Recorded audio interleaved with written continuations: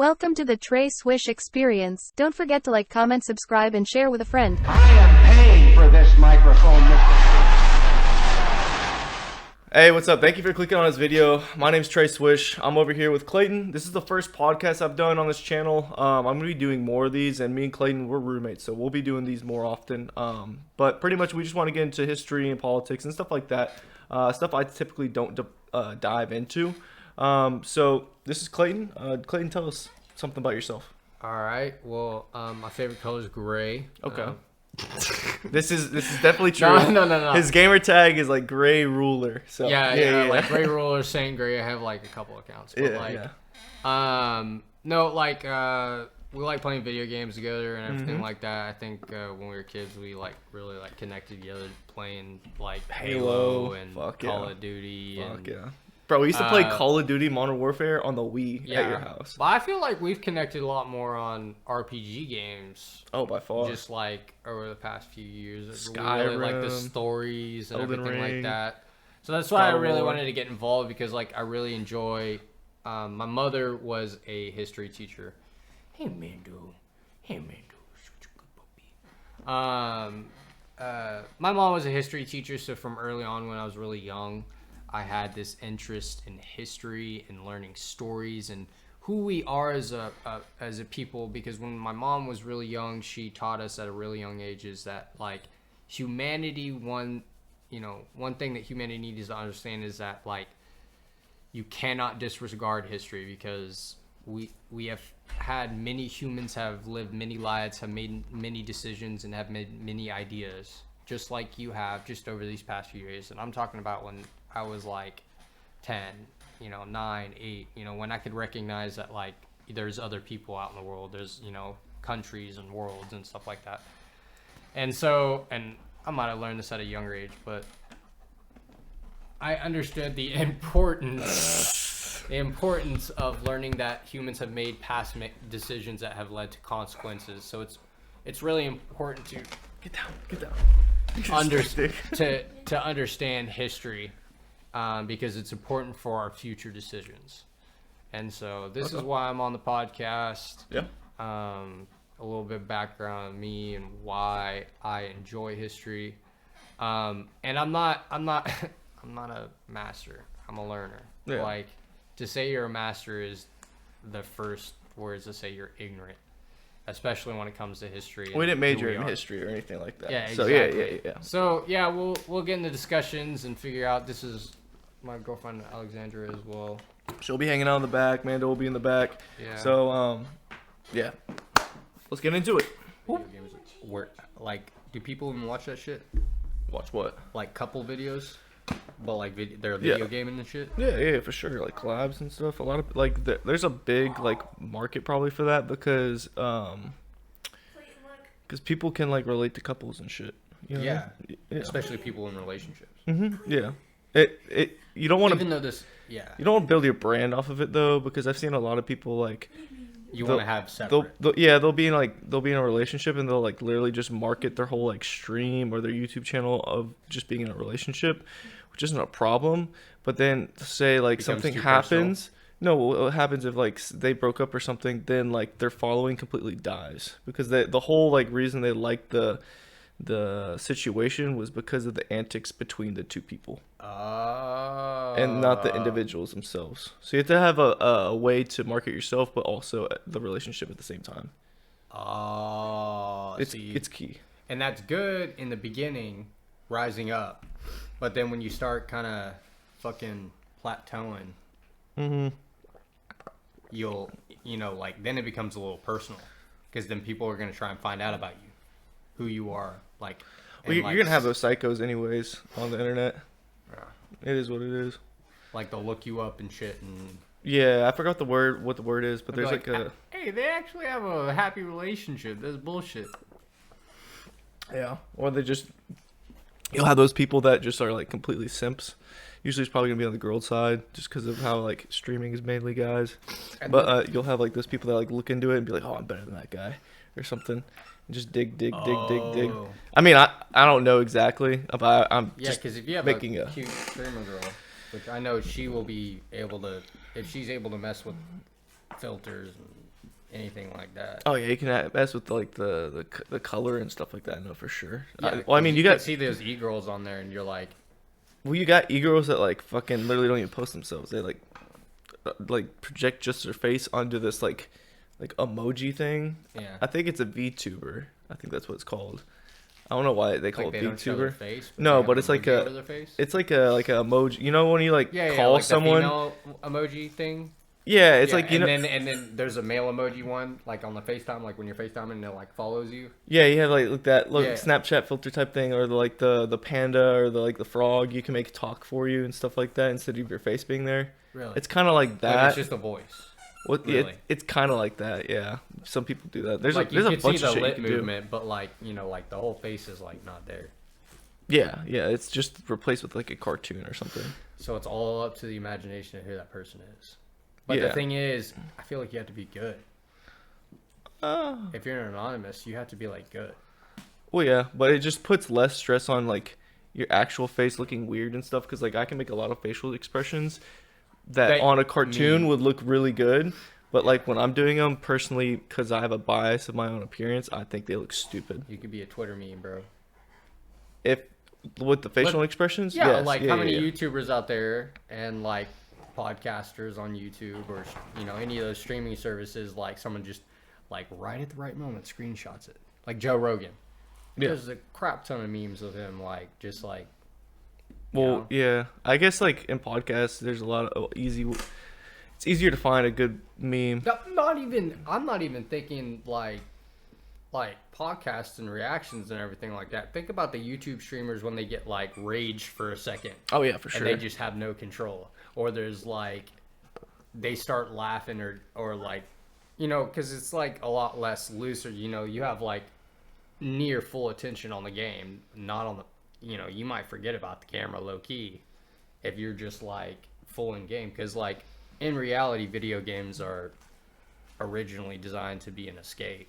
Oh, they are an and like escape. another hobby. They are an escape. Yeah, exactly. They are for factually. Just like like golfing's an escape for people, just like that. The hobbies are meant to be an escape Yeah, exactly. from like the harsh realities of the freaking world. Yeah, because if you're enjoying something you do, at the end of the day, you're escaping like the stress in your life. Yeah. So yeah, go for anything. But like, what do you want to talk about, man? All right. What's been on your mind? I know there's a lot of shit going on these days. A lot of shit. So like yesterday, I'll tell you what I was looking up. I was looking up first because I know like the historian and politics. Like we mainly want to get into like history and politics. That's the big thing. But we'll do whatever. We were shooting the shit. So the whole premise of this is, we were talking and it's pretty much like a lot about politics, a lot, and like I know about like the ideas and stuff. Like compared to me, you do for sure, and a lot about history, and compared to me, you probably know a little bit more. And we definitely like in the history. My mom was a history teacher. Yeah, and in the history also, like we probably like have more interest in like some more niche stuff, and then also like overall stuff where you probably dabble in similar things. So Oh yeah, no, like we have similar interests. Yeah, for sure. yeah, we've just put more time into that's everybody. Yeah, and after high school, pretty much, I completely just stopped looking into history. Like, it just, like, when I was growing up in school, that was a big interest to me. Yeah. However, after I left school, it kind of died off, and I never got to take history in college. Except for, I did when I went to, not when I went to the university, but the next year when I went to the fucking community college, that I got to take history, and that was interesting. But of course we took Texas history, and I also took U.S. history, and then politics. Yeah. Texas politics. So it's very like more focused on where we're at and not the broader thing. So in general, I fell off the cliff. I feel like a weird thing that I've always thought in teaching history in terms of like when you teach the history. Yeah. Like, I would understand maybe teaching local history first, kind of getting a broad basis of like what history is and be able to relate it to a kid. Yeah. Say like in 4th grade when you start Texas history, here in Texas at least, like it might be different everywhere else, but a lot of times like you see state history showed first, and I'm all for that when it comes to United States. But one thing I've always thought interesting, and I've seen this more in the history groupies and everything like that I've talked to. Yeah. And professors when I was in college. Wait, did you say the histories or you mean like historians? the history classes? Oh, okay, and everything like that. When you're talking to college students, you're not just talking to one college student. You're talking to a bunch of different universities combined, because they're doing a lot of studies, and a lot of these studies are based off of those higher university professors from Harvard and things of that nature. So higher standard. Yes. Yeah. But what I was saying was. Completely derailed you, my bad. Yeah. I'm trying to remember what I was saying. Yeah, but from those professors and from those perspectives, we went from local to talking about that's right. So I'm all for teaching state and United States history, but the most broad subject in the world when it comes to history is world history. All of the world. History in general, yeah. And in my mind, if you want to broaden a child's mind and not put him in a frog, like a frog in a well, you need to put maybe world history first. Mm-hmm. And maybe even do that for 2 years straight. I'm going to be honest. Yeah.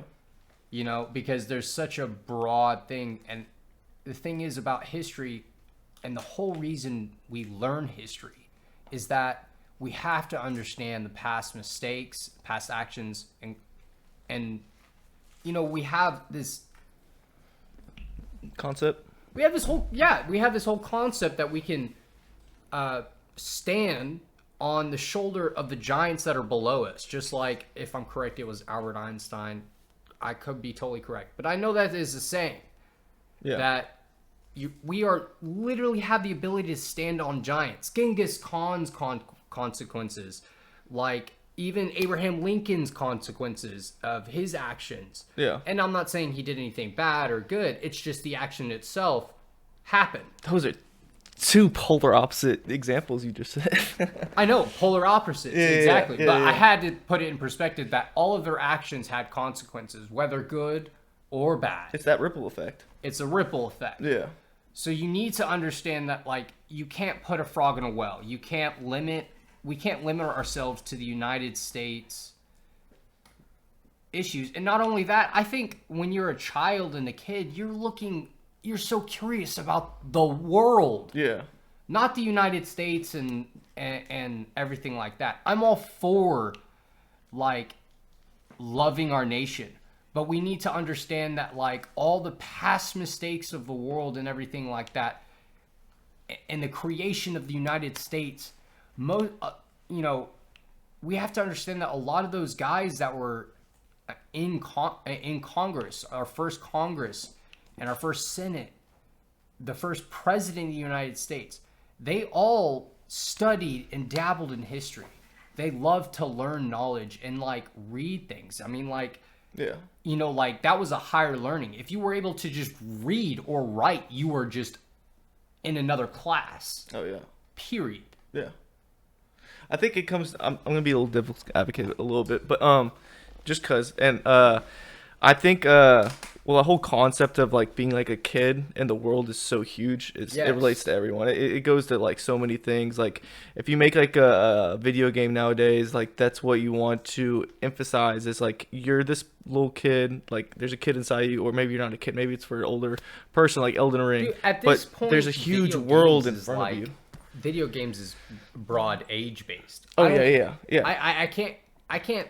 But the whole concept of yes. the big world, exploring and getting to know it. So you're saying that maybe we should, instead of just throwing you straight into local government and state government, and being maybe a frog, local government to make them learn. We'll understand, but emphasize world history. And I agree with that a lot, because I feel you always hear, don't learn from your own mistakes, learn from others.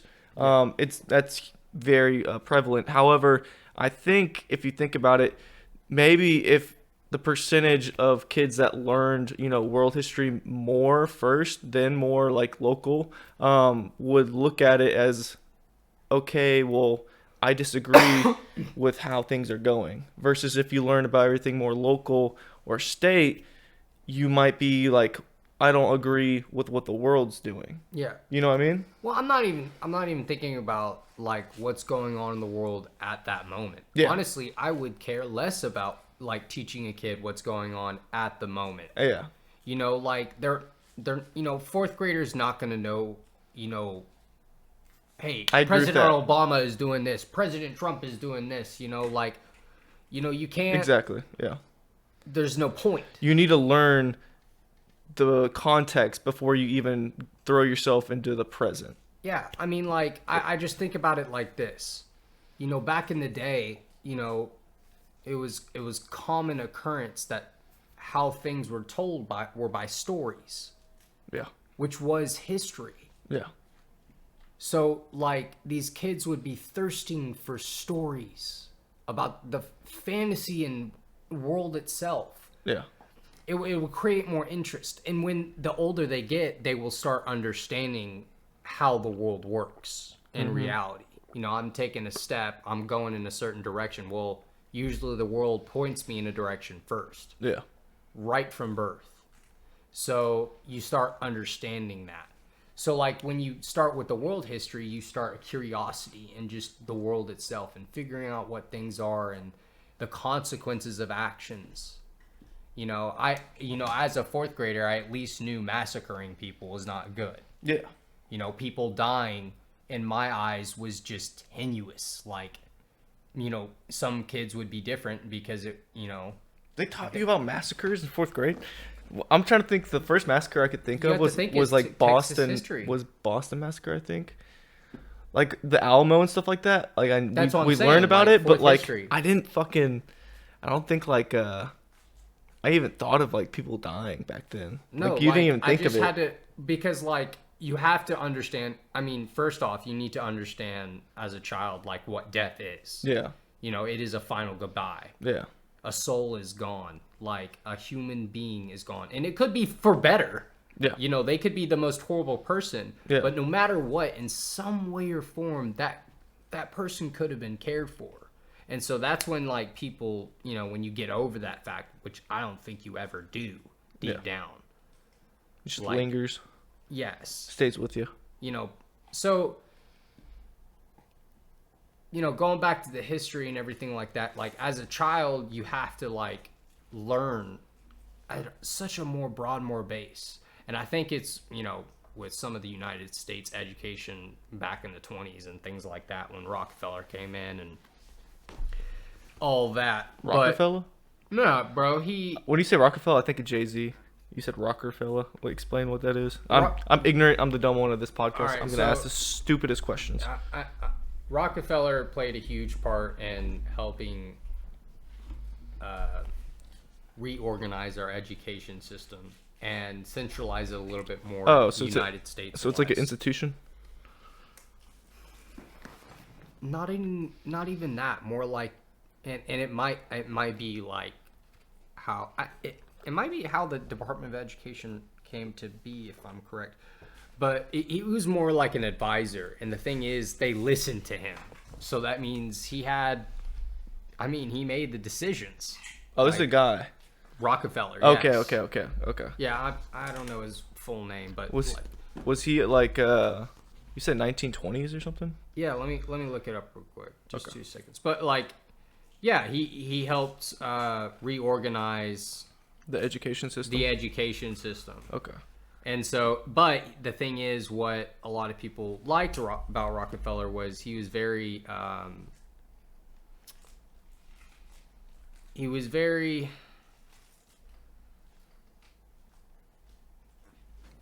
Rockefeller didn't even go to college.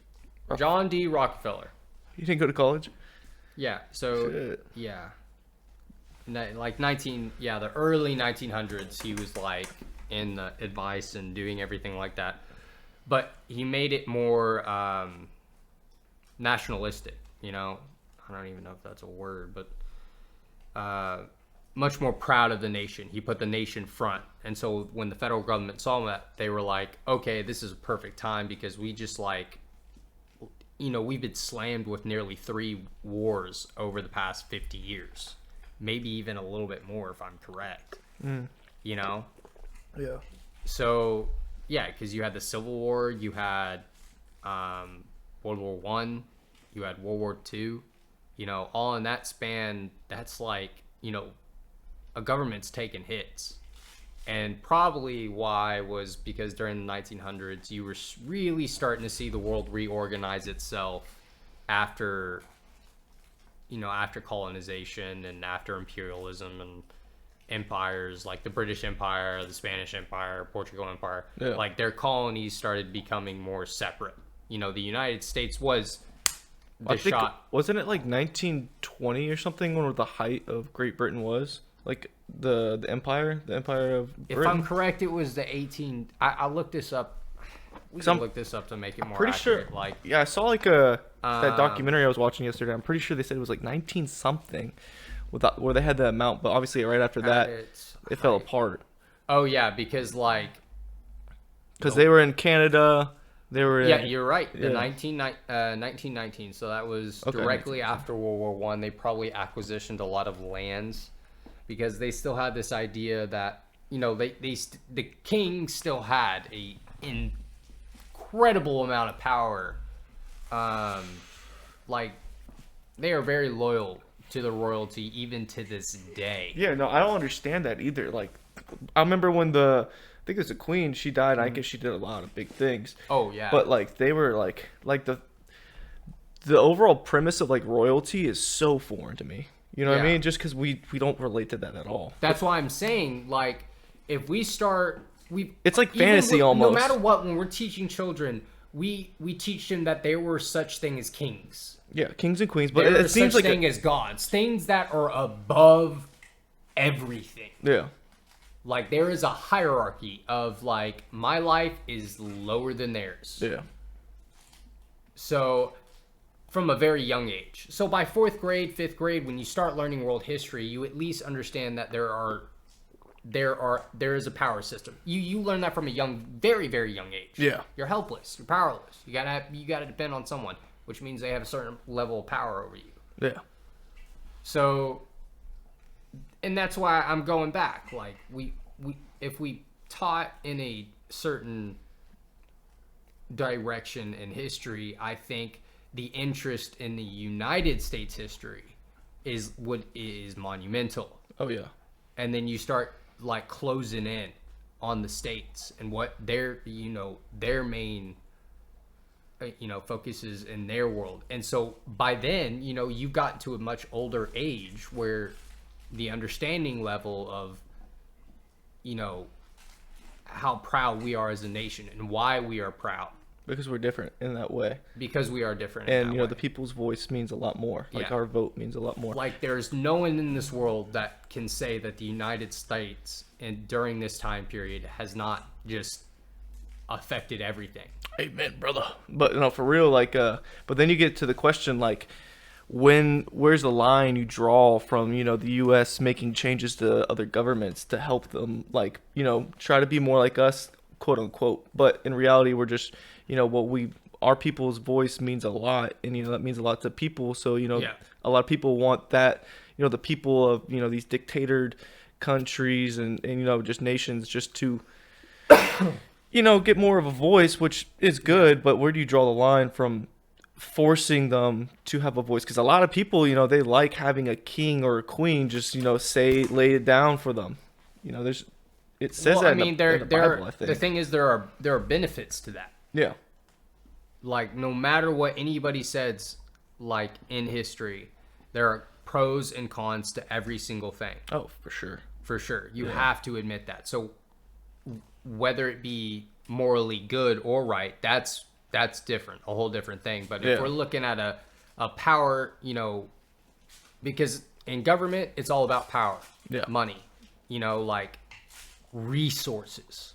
Because we as a human species know that we are on an earth, we are on a planet, but that planet is also our prison.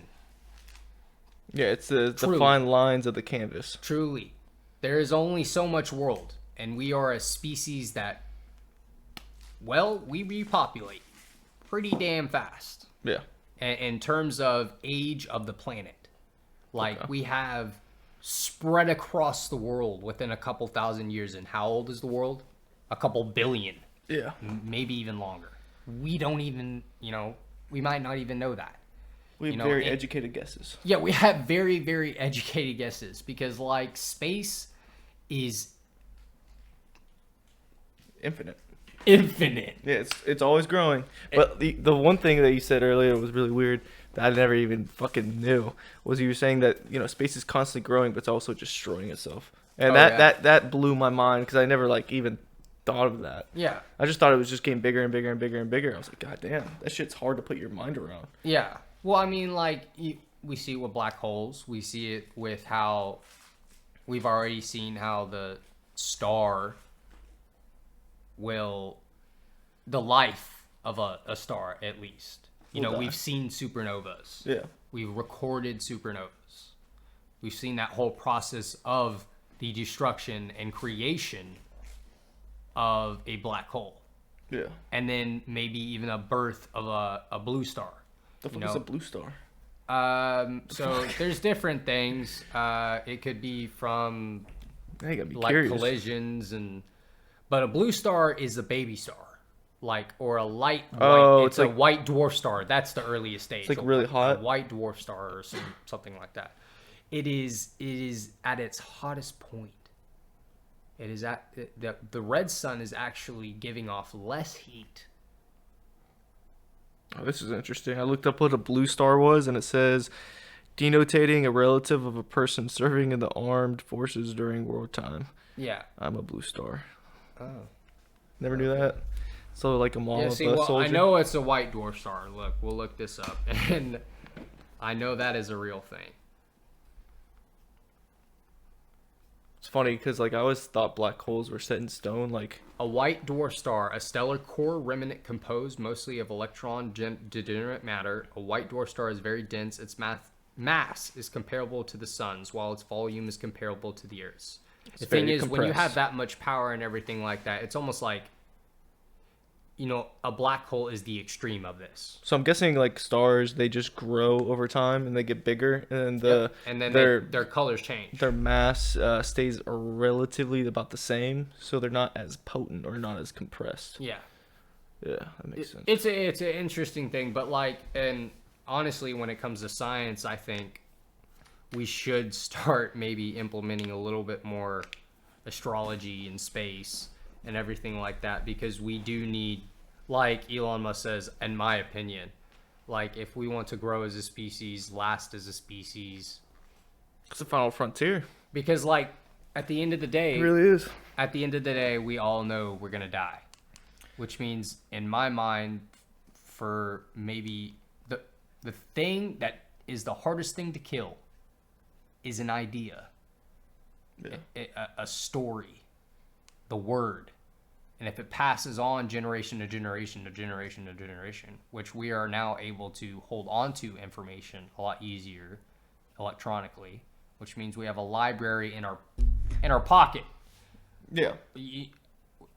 It's crazy. You think 50, 60 years ago I could explain what a white dwarf star was to someone? Unless you were a specialist, yeah, maybe. But yeah, I had to be a specialist for me to just say it. Even know that, yeah, or read it in a book, or read it in a book and things like that. But we humans forget things. I remember white dwarf star from Google search. Yeah, from a long time ago. Yeah. And it wasn't from a Google search. It was just from science class. Yeah. Because we were talking about the life of a star. Yeah.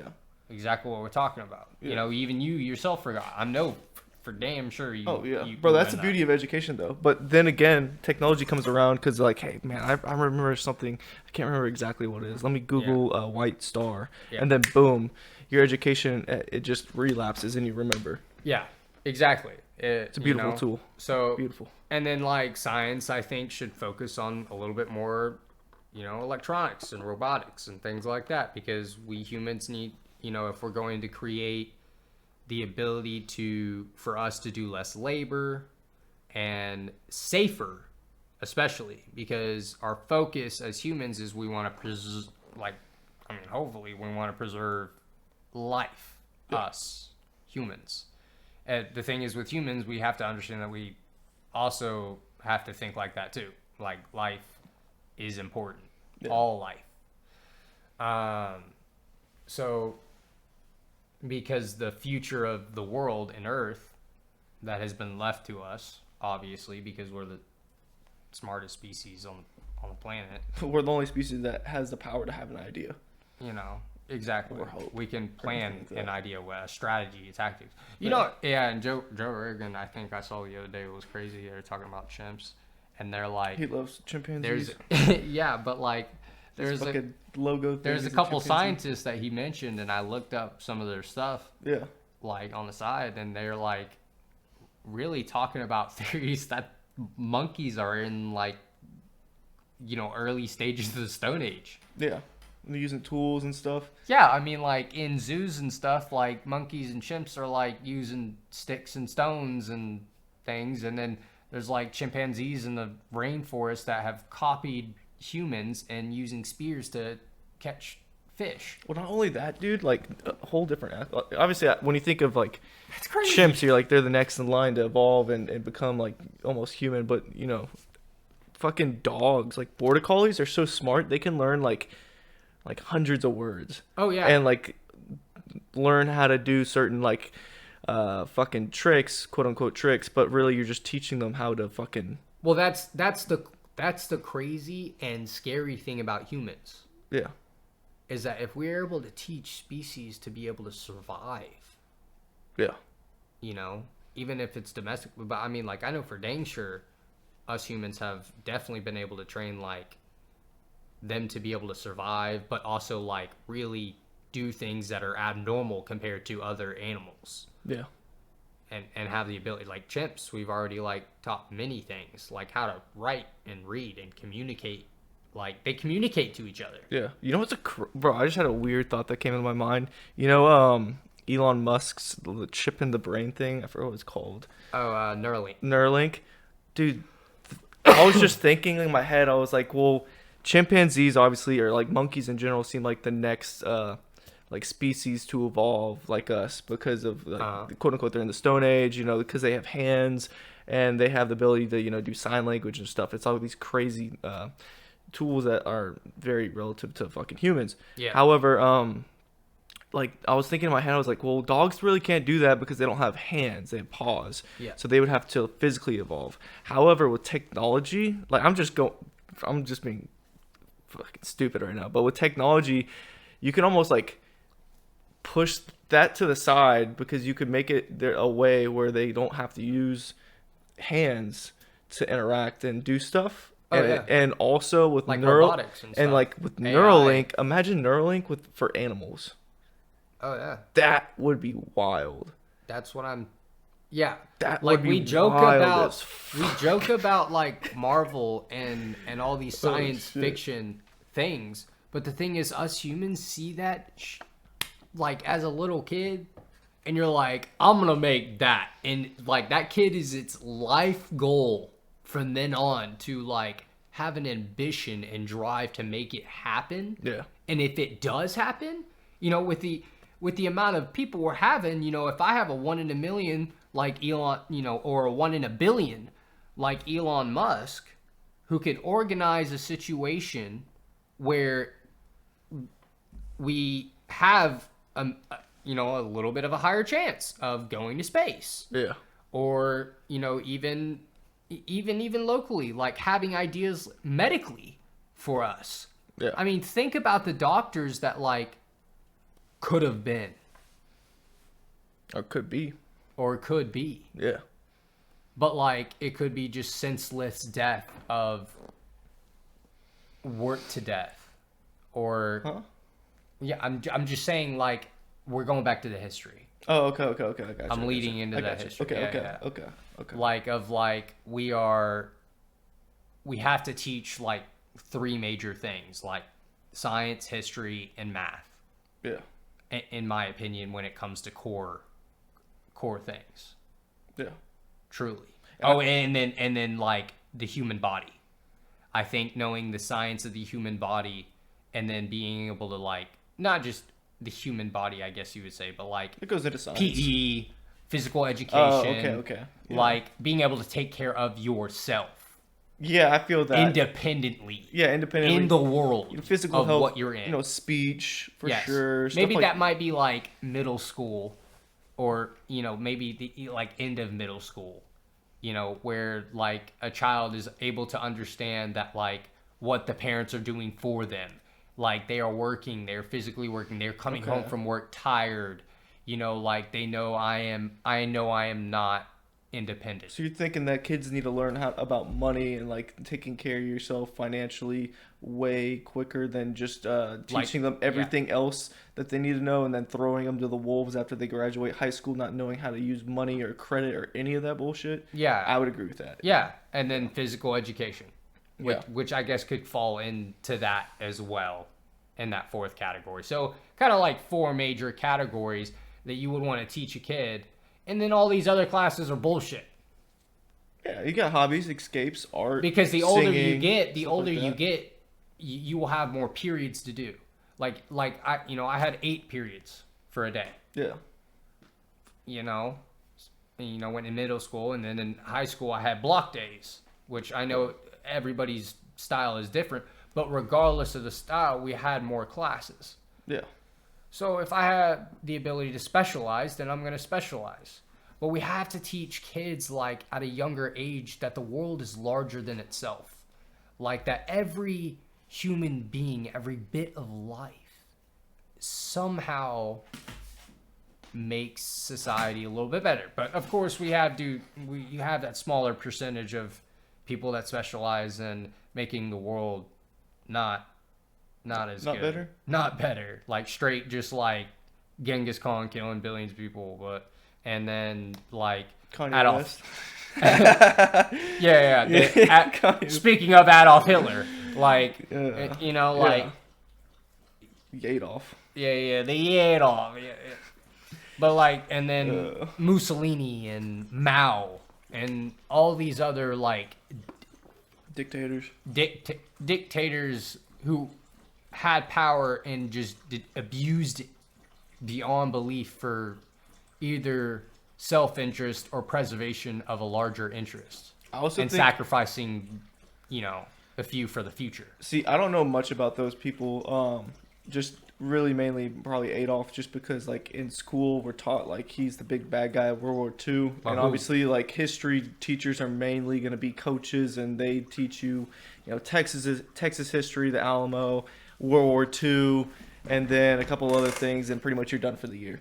Yeah, that's the main emphasis. So obviously I know more about him than the rest. However, I think he's the most famous in this moment, infamous. and the most like fresh wounded and most powerful that we've seen. What, 100 years ago or so, or less than that. So yeah.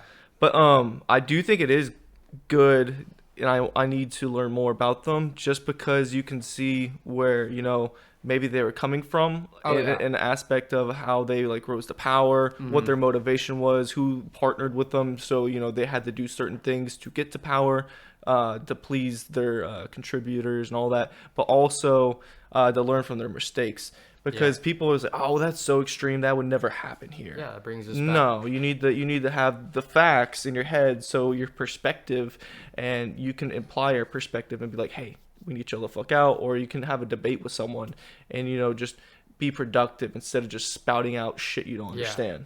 Yeah. That's the whole main premise of me like wanting to do this podcast with you, because I want to be educated, and I also want to form better opinions. Yeah. And I think we'll both be able to do that, but also y'all will be able to do that too, because it's not just a fucking lecture. This is a discussion. Oh yeah, and so absolutely. Y'all can listen and grow as well. We're going down, and this is what I was also going to bring out in the conversation. We're also going to be talking about like the most primal morals and ethics that we have kind of thought of since thousands of years ago. Yeah.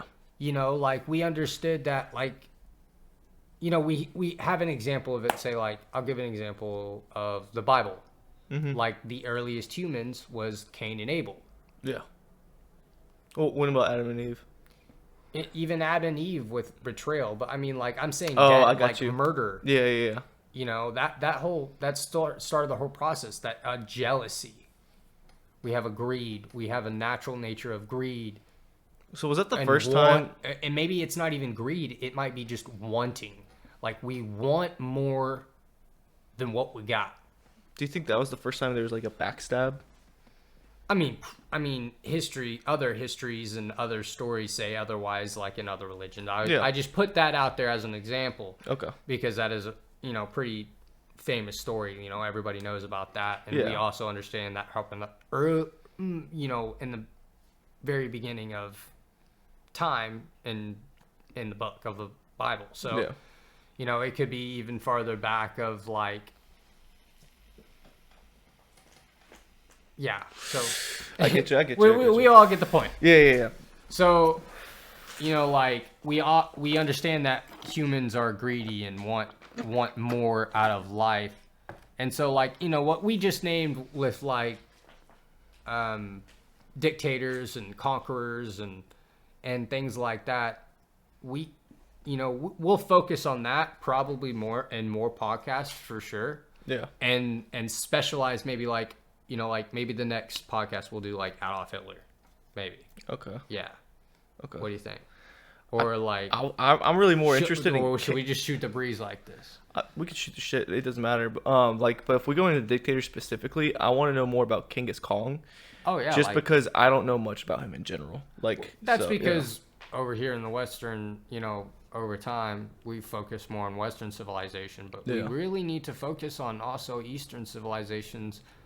Mistakes as well, to undermine that their mistakes and philosophies. Like, people need to understand, the human race needs to understand that, Chinese, Korean, Indonesian, like those are very well preserved cultures and histories. Like they kept up with their historical artifacts a lot better than we did in Europe and Africa.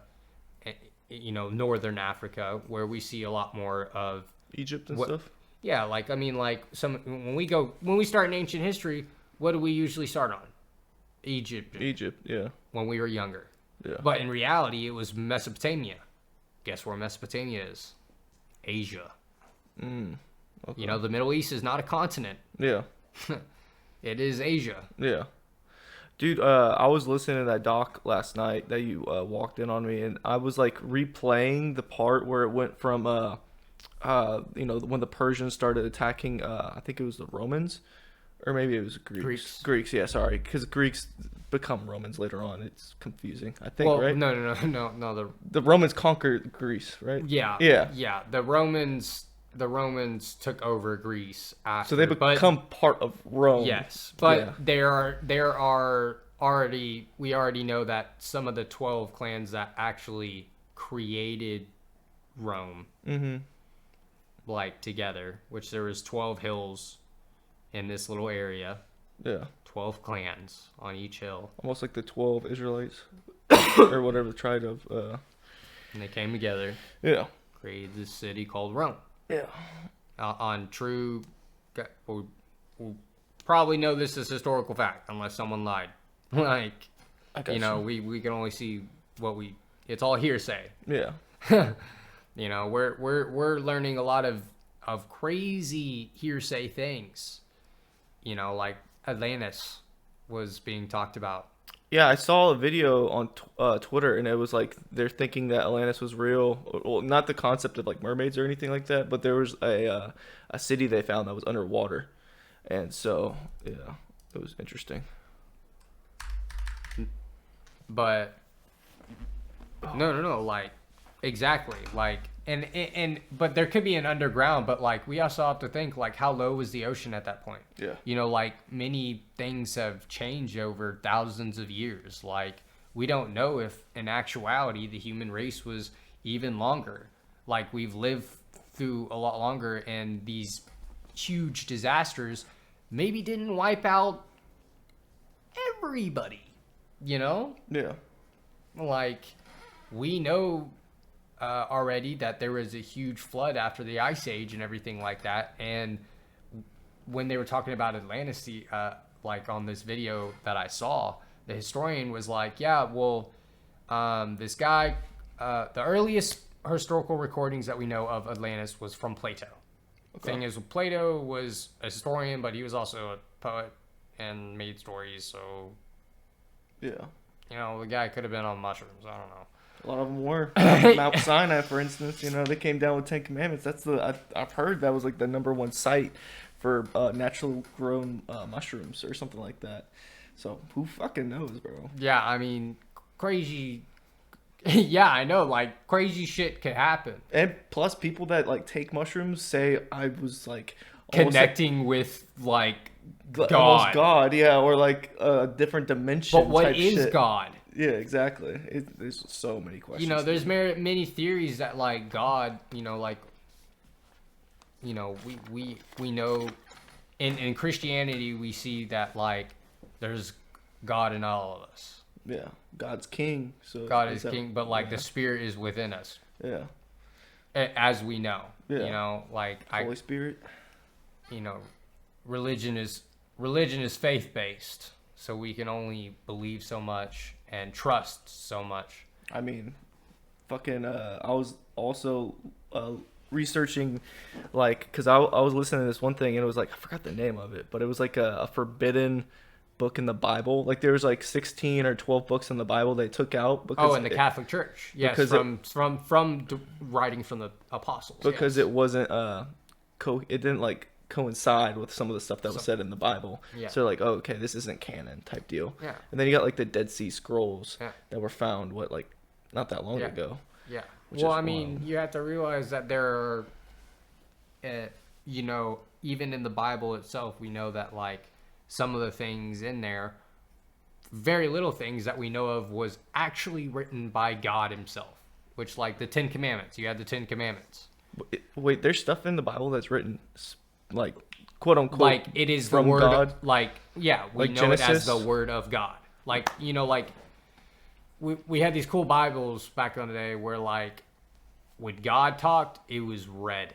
Oh no, yeah, I saw that one. I know that because it's like when Jesus would talk in the New Testament, it was read. But it is only recordings of all these the chapters of the Bible and the books of the Bible were created by apostles. Yeah. So in that point, they're human, so they have perspective.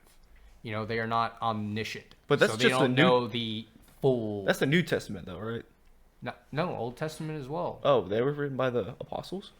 Maybe not by the apostles themselves, but there were like I think like 46 authors or there's 36 I think, because it would have to be written before, because the apostles came around and then they wrote the New Testament. I literally just read this like yesterday. I can't believe I think it's 36 number because that would have been the Jewish Bible, the Old Testament. Well, the that's the Torah, which is like the first like 4. Isn't the Torah like the new Bible after Jesus Christ? No, the Torah is like Judaism's Bible. So like the Torah, their book of the, and then you have like Islam that has. So Torah and the Old Testament aren't the same. They are the same. Okay. But they are, you know, you have, in terms of the Torah, you have like I think it's the first 5 books of the Bible. I gotcha. Let me get a little Dr. Pepper. No. Not the. You want Dr. Pepper? Oh yeah, bro, that would be awesome. Hold up, let me look this up because I think this is important to know. Because Christianity. Here. You? No, I don't. Have you tried cherry Dr. Pepper? Yes. Okay. Dang, it's okay. You get it. Just take a sip. Tell me if you like it. All right. Because Cody said the same thing, and I gave him a little bit, and he was like, "Oh, this shit's fire." So it doesn't even taste like cherry. It's just fucking Dr. Pepper with a little different flavor. Like an extra twang. Yeah. I don't know. Last time I tasted this, it was like too much cherry. Oh, maybe they might have changed their recipe. I mean, there's 23 flavors or some shit. Maybe that's 24. So, you like it? That's pretty good. Okay. Number of books in the Old Testament. I grew up 39. Cherry Dr. Pepper. So there's 39, and let's change the books to authors. Cool. Who are the authors of the Bible? So there's 36 books in the Old Testament. Okay.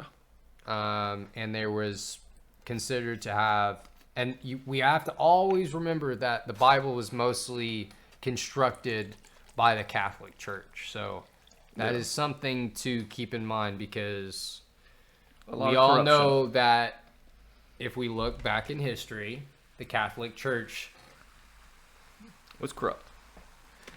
Well, it definitely was in was it England or wherever, where they like no one could read Italy. No one could read and write, and so they were like just fucking using the fuck of these people. Oh, I mean, like buying your way into heaven, buying your soul. Yeah. I mean, a little much. You thought, but like everything. I mean, you thought buying Twitter Blue was a much. Like, but I mean, there's historical records that like, and this could be crazy wrong, you know, but they were like beating people and stealing all their shit and saying it's for God. I mean, what are the Crusades? That sounds like Game of Thrones. But what are the Crusades? Where they put the star in their head and they fucking made that lady walk. But that's what I'm saying. That's what I'm saying. What were the Crusades? The Crusaders? Yeah. Well, I mean, like, the Crusade was backed by who? Oh, the Catholic Church? Really? Yeah. One of the highest atrocities in the world. I don't know much about it. Well, I mean, like, on both sides, they were just burking each other because they were just because of what they believed in, like, in the afterlife. Yeah. Like, what? That's like almost like Christian denominations. Like, you got like non-dom, you got Church of Christ, you got like Baptist, you got all these like just going to war because it was like, hey, you fucking play instruments in your church, bro? Hey, you want that smoke? Like, look, and the reason why we've progressed so much over the past 200 to 300 years is because we've understood that each life, no matter what they are, who they are, if they're human being, if they are able to think, if they are able to create ideas, they might think of one good idea. Like, we're constantly thinking. We have 100 years.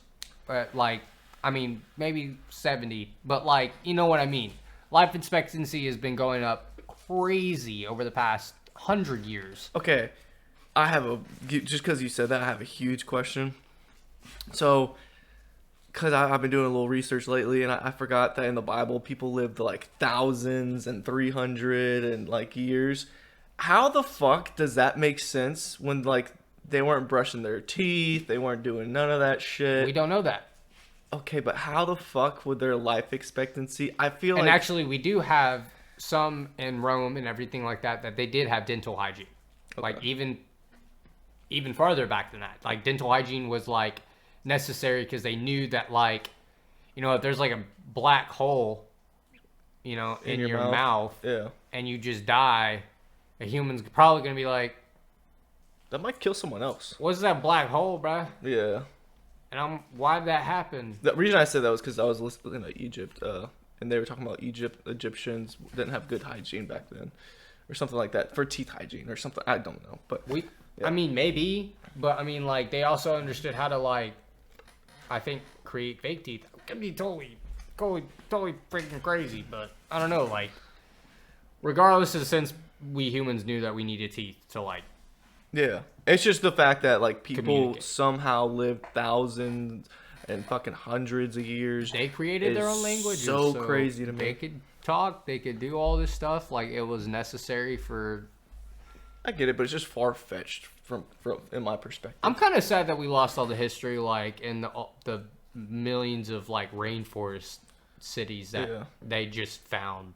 Yeah. Like they have like an idea that like. There was advanced civilizations over here in South America. I mean, could that have been the Mayans and shit, like Aztecs and all that kind of? Well, I mean, I'm not just talking about that, but I mean, like, they're no in the rainforest. Like, oh yeah, like, you know, there's already like we see structures and things like that, but like, what about structures that were built from other material that could, you know, that was natural, that could dissolve? You know, if we understood how to do wood buildings, but we understood that like if it broke down, it would decay, and then it would, you know, we don't have to really worry about it. Yeah. But like if I throw a big stone or rock, it's gonna stay there. You know, yeah, it's gonna stay there for a while. It's gonna look like a cliff and stuff like that. Yeah. You know, eventually. That makes me think of. But that's why I was talking about the Amazon rainforest. Like you know, humans are smart. We can adapt and evolve. Like there are such things as, you know, the 1 in a million, the 1 in 1,000. Well, there could have been millions of people. Yeah. Back in the day. Oh, you're talking about that the civilizations, the buildings when they did I think it was like infrared or something, some kind of scan. I'm just saying that I think the ancient world was a lot more. I think it's a lot more expanded than we think. I think. There's so many fucking questions. Someone said on Twitter that they thought that black people were in America before Native Americans. Like, there's so many like conspiracies and shit that you go through. Like the whole fucking Kanye thing made me look up like what was it, like Black Hebrews or something like that. Them thinking that they're the true Jews and all this kind of stuff. Like the chosen people, like in their religion. People. Yeah, exactly. Because I think it was, who was it? Was it Moses' wife was from Ethiopia, and so all his kids would be black. Yeah. Yeah. I don't understand that. That's we need to get in every single one of our minds that like you are not special. You're dust in reality. So like us evolving past dust, better than that. Like, we got to realize that, like... Well, everyone thinks they're special, though. You know what I mean? But that's the thing. Most people have... That's the thing you need to get in your mind. Everyone is special. Exactly. And everyone... You are life. But some people can't figure that out. They think they're the main character in their story, which they are. However, it gets to a sense where they see all these movies and stuff. They're like, I'm that guy. Yeah. Type shit. Like, let me shake your hand. You're not that guy. I am. Type deal. Tell me where the closest life form is past Earth. Is it on the moon? I mean... Or not the moon. There was one place where it had, like, water, and it had, like...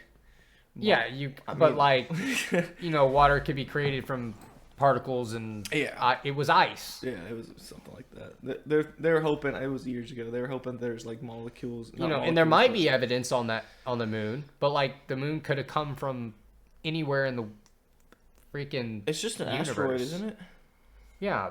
Big ass asteroid. But like, yeah, like it's space. Like everything's out there. Like if it's a giant like meteor coming down, which we understand that if it was, you know, the Earth was just this revolving molten rock, and then a comet, huge, very large, hit the Earth, and then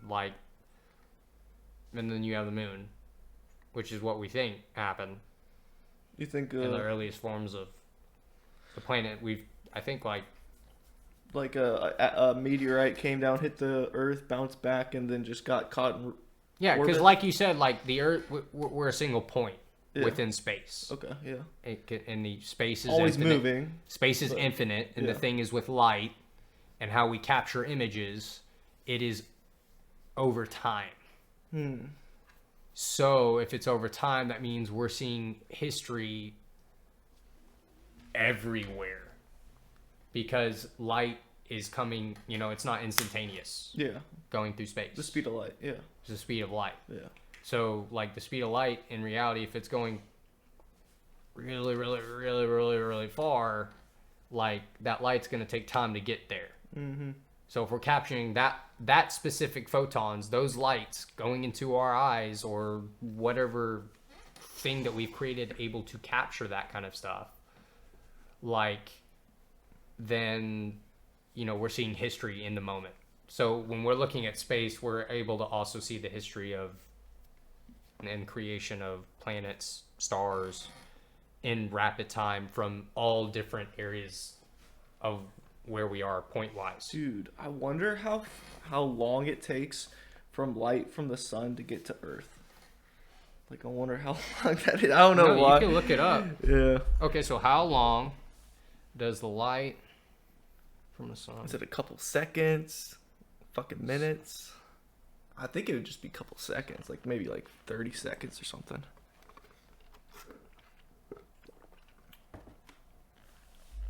Because the sun is 93 million miles away, so sunlight takes 8 and 1/3 minutes.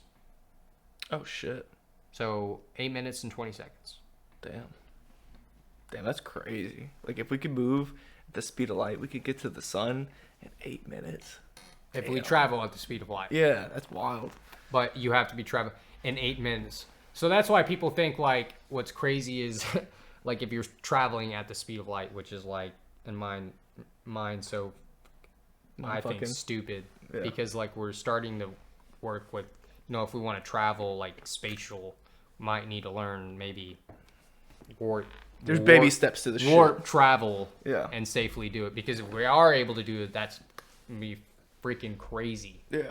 Because then we don't have to think about the rockets and stuff like that. But rockets is going to be important from, like, going short distances, say, like, to Earth or to the moon, to Mars. Like, for, like, it would be like a bus. You know what I'm saying? It will take longer, cheaper, because anybody who's going to have warp drive, they're going to have to be, like, pretty expensive. There's baby steps to the shit. We just learned how to fucking return type deal. We, you know what I mean? Like, we can land the rockets now. How finally. much? Yeah, you're gonna have to have the ability to keep the warp gate open, because you're gonna have to be traveling resources back and forth, because you can't just have like a. And it's not just you keep it open for a couple minutes. You know, you want to keep. You want to make different spots. And if you're able to, like, we're talking about wormholes, right? Yeah. Yeah. So, but if you're able to calculate the exact same way, like, and able to, because we're about to create AI that are able to calculate math, you know, all those calculations and things advanced like that. Advanced equations. Because that's what I would rather prefer AI to be able to do calculations that are just impossible, but doing simulations and things like that in its head and being able to create different situations. Like Cortana and shit like that. Yeah, kind of like Cortana. Without the, you know, Halo 5 it's part. It's our greatest creation, but our greatest threat. Oh, by far. And, you know, because they can just build, if they've got, well, if they create sentient being and they just, like, you know, in their mind, it Joe Rogan has mentioned it well, you know, like, it's not a matter of what, you know, what we've created is something that is not, you cannot have empathy. That's like one of the biggest differences between us and animals, is that, like, our baser instinct doesn't drive us. We are able to have empathy, which means we are able to have advanced decision making. Yeah. Like, I understand that there are consequences to my actions. I might not like it because I know it will, you know, memory is also, like, you know, history. Yeah, exactly. Our memories are personal history. Yes. Yeah. And so, like, if we understand that, like, if we understand that our base instinct, we're going against our base instinct by hating on history as a subject, which some people are like, look at me like, man, if they're doing that, they're retarded. You know, like, they're dumb. They're really dumb. That's not, like, really uneducated. If they don't try and learn history and they think that history is just useless. Yeah. Like, if you think that, then you are in for one hell of a surprise, my friend, because let me tell you, if you start making the same mistakes as other people in the past, you're only shooting yourself in the foot. Oh, when you could have just, here's my library. Yeah. Bro, fucking what was I gonna say? And that's why that's what we want to talk about in the podcast. Oh, of course. Yeah, that's what we're doing right now. Yeah, exactly. Like, right now I feel like we're shooting the breeze, but maybe we'll, like, create a little bit more direction and. Yeah, we're just shooting the shit right now. Just shooting the shit. Yeah, because, like, we're just trying to give a taste of what's going to be going on. Yeah. And just the taster is this long. Yeah. It's been an hour? Yeah, it's been about an hour. Oh yeah, literally exactly an hour minute. and 1 minute. So like that's what I'm saying. Like just shooting the breeze and just getting an introduction. Okay, so where do you want to start? What do you want to dig into? Man, I was thinking like, man, let's think back ancient history and things like that. But like, You want to do like Rome?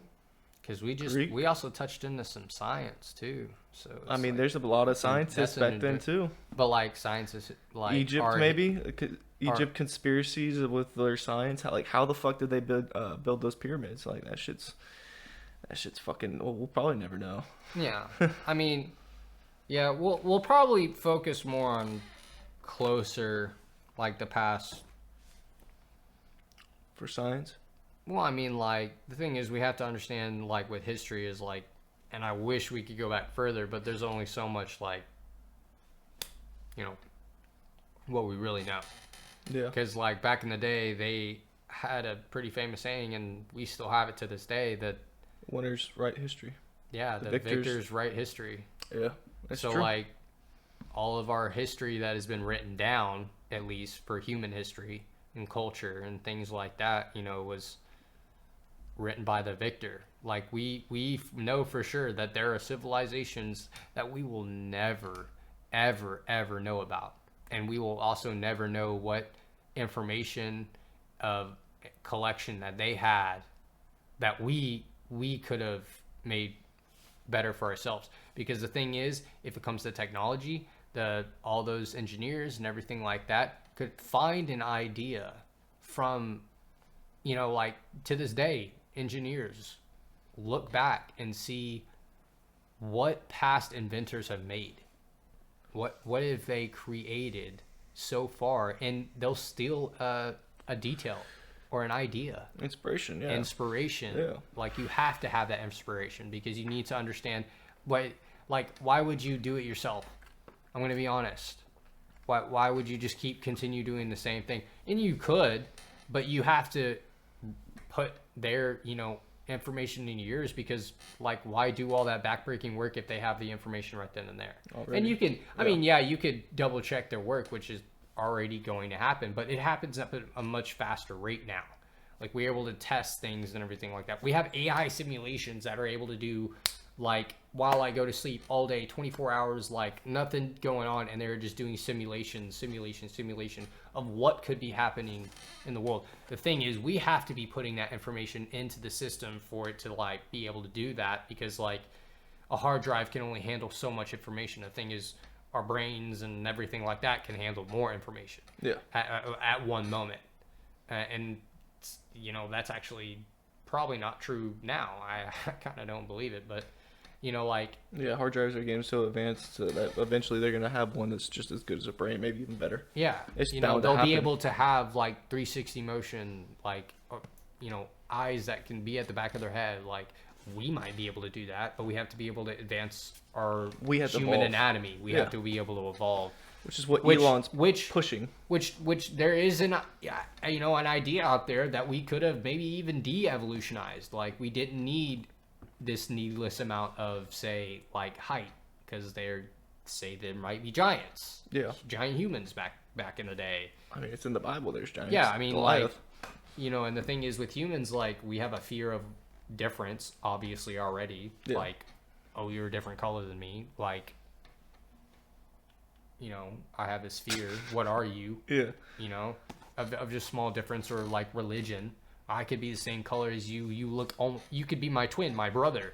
But if you believe something different, like there are tragic stories already of like families like fighting, murdering each other Yeah. from early Small histories. differences. And I'm not even talking about the Bible. I'm talking about just early historical records. Yeah. You know, and even not even early historical records. We can look at today and see families literally killing each other. For what? So Peaky Blinders, bro. I think a majority of the human race, I could say, really is preserved on life. And I think we all understand that life is important, but we also understand that there's a natural life and death. Yeah.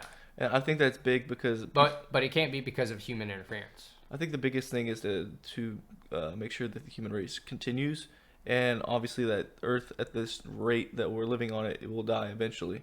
Yeah. And we all understand that. There's nothing like we understand independently that, can do. But we have to respect that as well, because like we have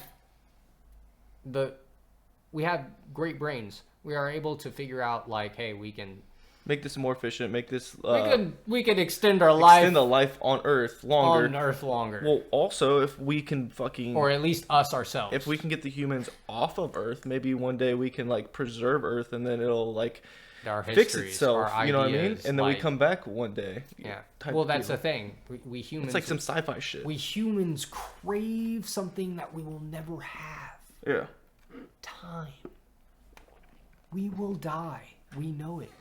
Our time is literally like... It's limited. Limited. From the day we are born, we know we are limited. Yeah.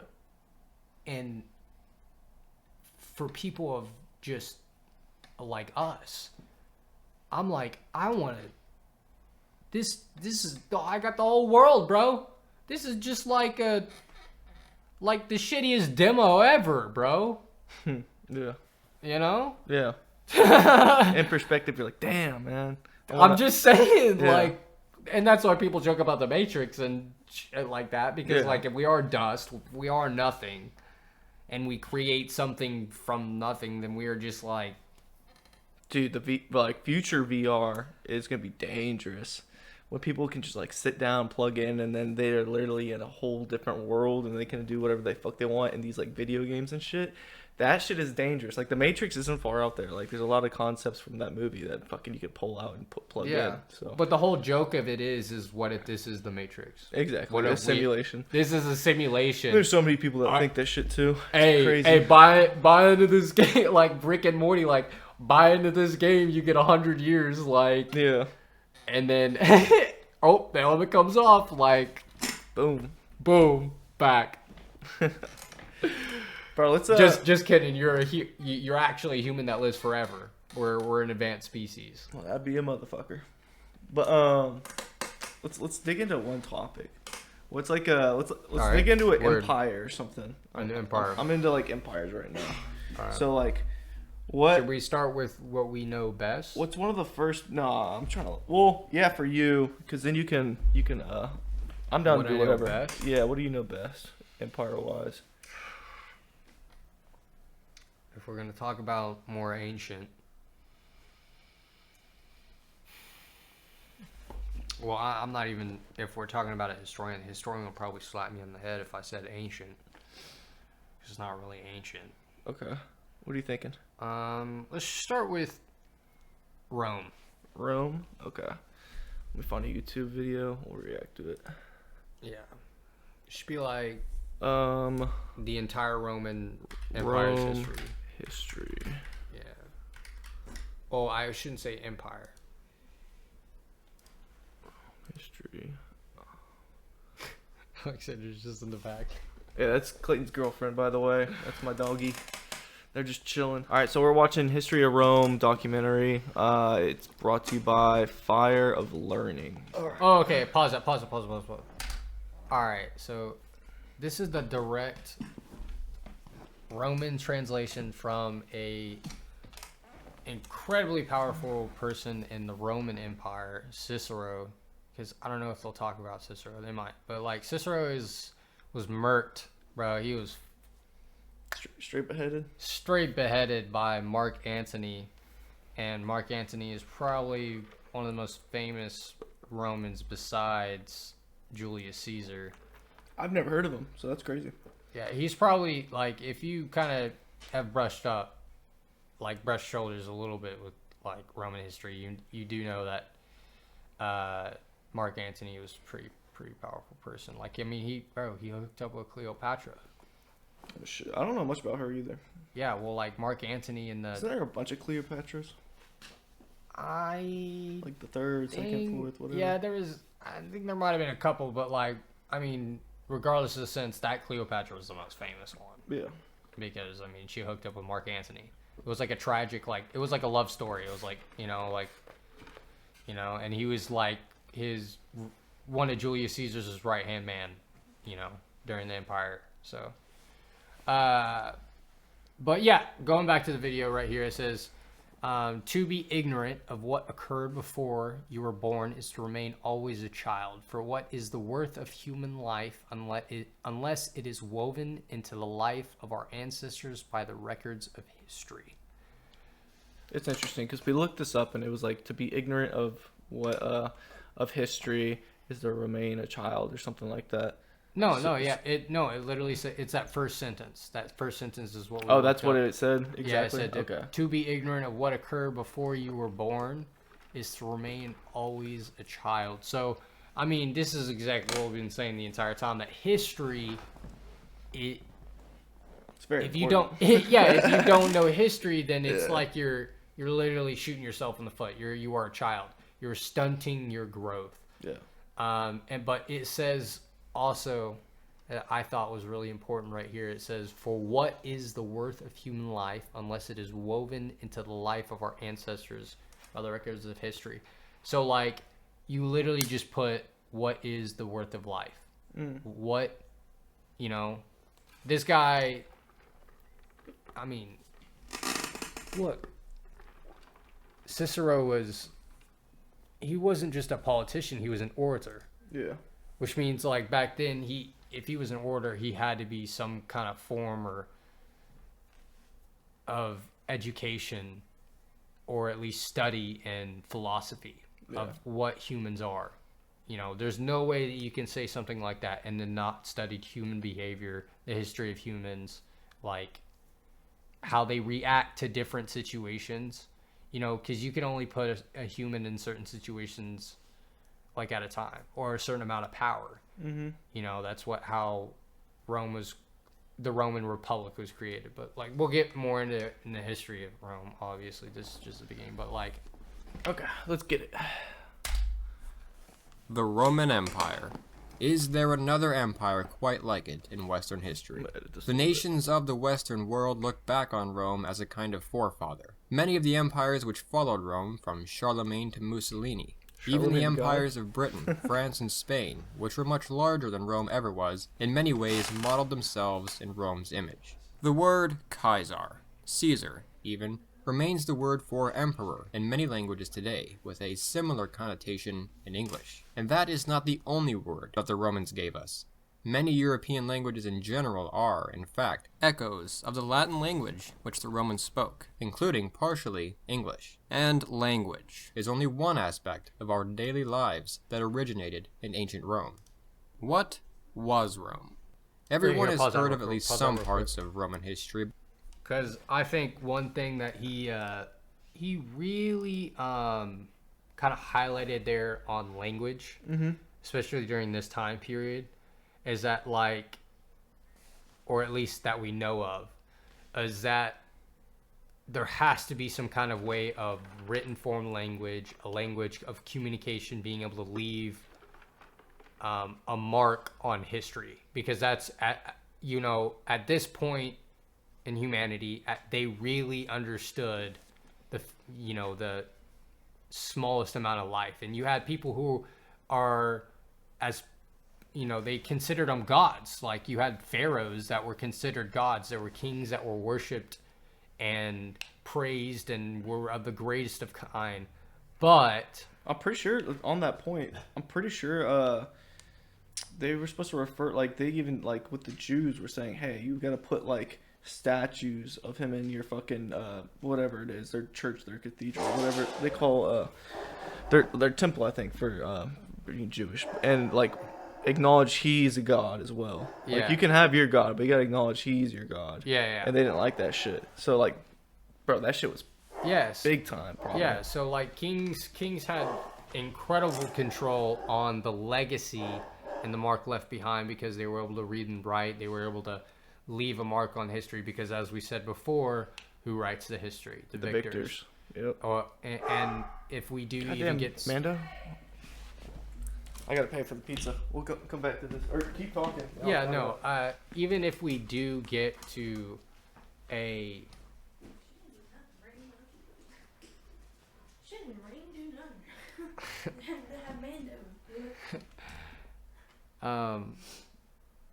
but we got a history here. What you doing?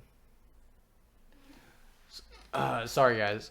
So we've got a certain amount of history of seeing that language and communication was incredibly important in the legacy that we leave behind as humans and what mistakes that we see, because like, you know, it is oftentimes that we see a certain percentage of humans will hide things, and that means hiding things from the written records. You know, people don't know a lot of the mistakes, but we have to see,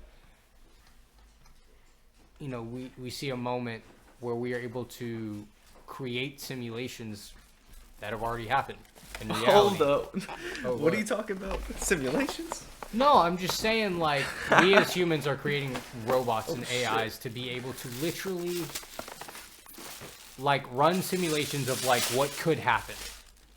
But, like, robots aren't accurate. And our AI isn't as accurate if what is going to happen in reality. You know, things could happen simultaneously that wouldn't be accounted for, you know, as a robot. They could run the simulations and everything, but they could run it at thousands of times in differences in simulations, and they could do it on themselves. But we have history that shows reality of what actually happens, especially when it comes to human relationships and what's going to happen, how they're going to react. Just predicting the future. Yeah, but like you can't, that's the thing, you can't predict humans. Yeah. We are, you know, we're just like a robot. We can just figure it out. I mean, you can predict it when it's in a simple term, simple sense, for sure. And like, but you see it in chess. Like in a personal way, like, okay, I can predict this person what he's gonna do next type Look, deal. if they can beat us in chess, they can somehow figure out a way to beat us in. Yeah, in general. Yeah. But I'm talking like you're talking like just overall. I'm talking about in a very singular, simple way, like chess, for instance. Like you can predict someone's next move. However, you might not be right, but you can get really good at it. Yo, slice me a pizza, bro. My words. Yes, give me a slice of pizza, bro. I got you. All right, part 2. And that is not the only word that the Romans gave us. Many European languages in general are, in fact, echoes of the Latin language which the Romans spoke, including partially English. And language is only one aspect of our daily lives that originated in ancient Rome. What was Rome? Everyone has heard of at least some parts of Roman history, but how often is the whole story told, from its origins as a humble, maybe despicable city-state, to its rise as a magnificent and unparalleled empire, to its catastrophic collapse? In this video, we are going to tell that story. This is the full history of the Roman Empire. What the fuck is that? SPQR? Before we begin, I would like to thank Jeff Carpenter, Dara Shariat, and Stefan Valika for being our most recent supporters on Patreon. They join these supporters who help make videos like this possible. And I would like to thank all of you for joining us in our first documentary of 2019, as we now add Rome to the list of peoples and nations whose history we have fully covered. See, but he's just going over the facts. He's not like talking about... The story of the foundation of Rome is one of both myth and fact, which historians still endeavor to separate. Many of the names and events crucial to Rome's early foundation may be lost forever, but the legend perhaps contains important elements of truth. Legend tells of two twin brothers, Romulus and Remus, descendants of the Trojan Aeneas and sons of the god Mars and the princess Rhea Silvia, who were ordered to be drowned by a jealous uncle who had seized power from their grandfather. The son of Mars. Oh, this is like a myth. Oh, like that's the mythology of it, pretty much. One of the mythology of the stories. Oh, but like the actual two people that started it were that Remus. Yeah, they are always considered like the founders. Okay. Like they. But they kind of like spice it up and be like, "Hey, he was a son of a planet" type shit. Yeah. So, in just a second, you'll hear more of the story. But like, one thing they won't really mention in there is like. There are stories and genealogy things that you have to consider that might have been entwined. is that Romulus and Remus are actually in the line from the escaping royalty from the Trojan War. And as we know that the Trojan War did happen, and we knew it was a major war, and at least it was like very romanticized at a certain point in time. With Achilles and all that shit.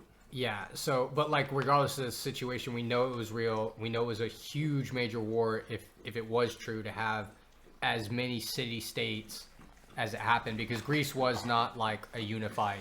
It was never unified until Alexander the Great. Or at least his father, until his father like took over everything. So yeah, his father was the one who took over Greek, because he used a lot of Greek educators and philosophers and everything like that, because he respected the Greek culture and taught Alexander that. But he never thought Alexander would go like near full Greek. I don't think Alexander the Great's his real name, like his birth given name. No, that's a name given to him, probably. No, yeah, that was his like Grecan name, and well, I mean, like, since everyone, you know. Yeah. All right, let's get into it. Father, the king of a city called Alba Longa. The twins were secretly spared, however, and set adrift in the Tiber River in a basket, where they were later discovered by a she-wolf, who nursed the twins back to health. They were then discovered by a shepherd, who raised them into adulthood. As adults, Romulus and Remus discover their true origins and would eventually kill their uncle. Go back to the statue. As adults, Romulus and Remus discover their true origins and river in a basket, where they were later. It looks familiar. Oh yeah, it's a major statue. Okay. In Italy and in Rome. Discovered by a she-wolf, who nursed the twins back to health. They were then discovered by a shepherd, who raised them into adulthood. As adults, Romulus and Remus discover their true origins and would eventually kill their uncle and restore their grandfather to his throne, but would then go on to found their own city. Where this city was to be founded, however, and who its king would be, quickly became a matter of debate. Romulus won the debate by killing Remus, and, as legend states, on April 21st, 753 BC, he built his city on the Palatine Hill, and as its first king, named it after himself. Rome. That's one way to Romulus, win an eager argument. to attract a new population, invited all whom he could to settle in Rome. But it quickly became a city filled with the dregs of society: thieves, outcasts, criminals, and runaway slaves.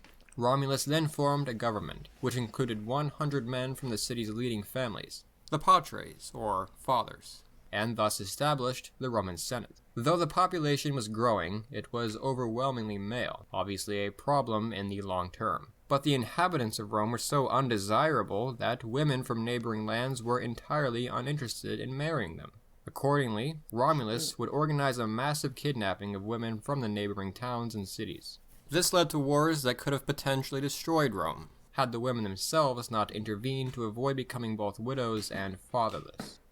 It's a fascinating story, but it's unclear what truth there is to it. Much of it is very obviously fable, including even Romulus, but the Romans somewhat knew that. The events and characters of the story, however, as I said, may be representations of the real work of the early Roman peoples and their interactions with the Italic peoples around them. It's also a surprising story, in that the Romans, who would later think so highly of themselves, would claim to be descended from reprobates whose actions were criminal and shameful. What we do know factually is that the area around Rome was inhabited for thousands of years. The earliest discovered habitations may be from as far back as 1000 BC. In the 8th century BC... Right here. Bro, you know what's wild is like the fact that he said that Romulus is almost up debate too, like to debate. And so like really they don't, like, you know how like people find religion and stuff like that, and like it just gets murky because it's so far in the past. I think his background might have been a little romanticized. Yeah. But well, definitely the wolf part. Maybe his name and the whole decision of like creating a city and uniting the 100 families, that's probably what they're saying that could have been real. Yeah. And that there was a battle of leadership of, you know, Romulus and Remus, because like look at the building right here. Yeah. If that's like what their villages look like during that time period, you know, we're just talking about a city. Yeah. A city is just a collection of either villages or a bunch of families coming together to create a settlement. Yeah. Period. Yeah. Rome was a smaller city-state, frankly more like an unimpressive town. The Romans were surrounded by other Latin peoples, and more broadly, other Italic peoples, such as the Etruscans, Sabines, Umbrians, and Samnites, with Greek colonies having been established in the south. The Greeks, a more powerful and advanced civilization at the time, were very influential to Italy's early development. Things like their religion, their system of writing, their trade, technology, and culture would be adopted by the peoples of ancient Italy, and slowly become Roman. The true regional power at that time, however, was not the Romans, it was the Etruscans, a people mysterious to us still.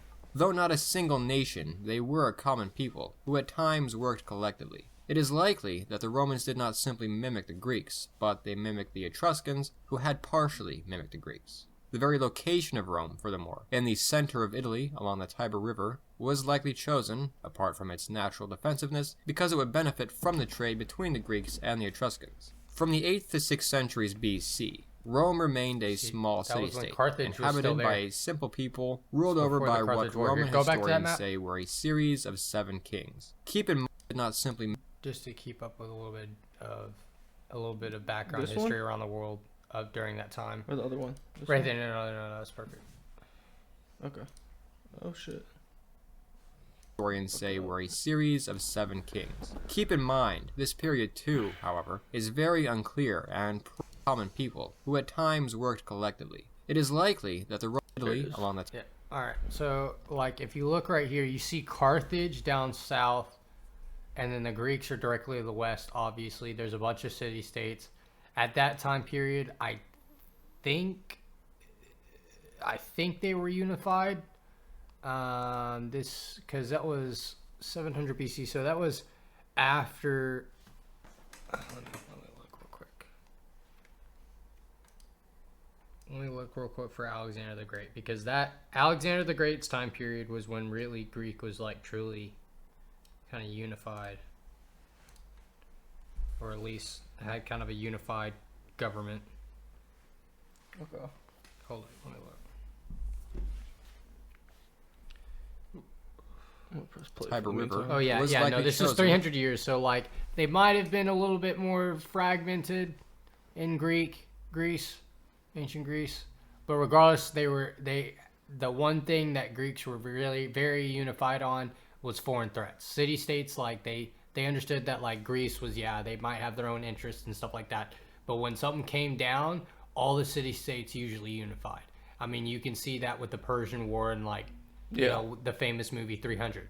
That was during that time period. You had like millions of Persians come after the Greeks, and then they all unified. You had Sparta and Athens. They are like polar opposites of each other. Yeah. Like they did not agree. They were the greatest, you know. That's when they got took over by Alexander the Great's father. That's after 300.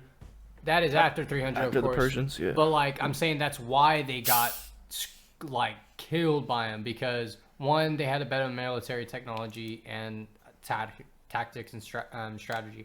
But they lost. The Greeks lost because there was a huge war between the Sparta and Athens after the Persian War, because they believed that that Athens. Well, I mean, Athens did fuck over Sparta. Yeah. They fucked over Sparta by right after the war, bro. How did they fuck them over? I can't remember. So, it was funny. They embezzled the fuck out of them. Oh, really? Or I wouldn't say embezzled. They just stole money from them. Yeah. So like they unified it, like everybody. Athens was the leader, I guess you would say, in doing so in the war. Sparta did a lot of land battles, but the thing is, like Athens had the navy. Yeah. That's what truly won the war. Okay. Like Athens' navy won the war, period. So Athens was like, well, we just sacrificed our entire city. Like Athens got burned to the ground. Yeah. But then they built, like everybody was like, okay, well you sacrificed your city, you know, but you saved all of us Greeks. You gave us independence, you know, and we still are city-states and everything like that. We owe you guys a lot. We'll give you money to build a city. Mm. All right? Mm-hmm. Or not build a city, to build a navy. They just wanted Athens to build a huge navy. Okay. They wanted them to be another military city, practically. And that's why also Sparta invested them, because they have to respect the fact that their navy was the one who kind of won the war. Oh, yeah. Yeah.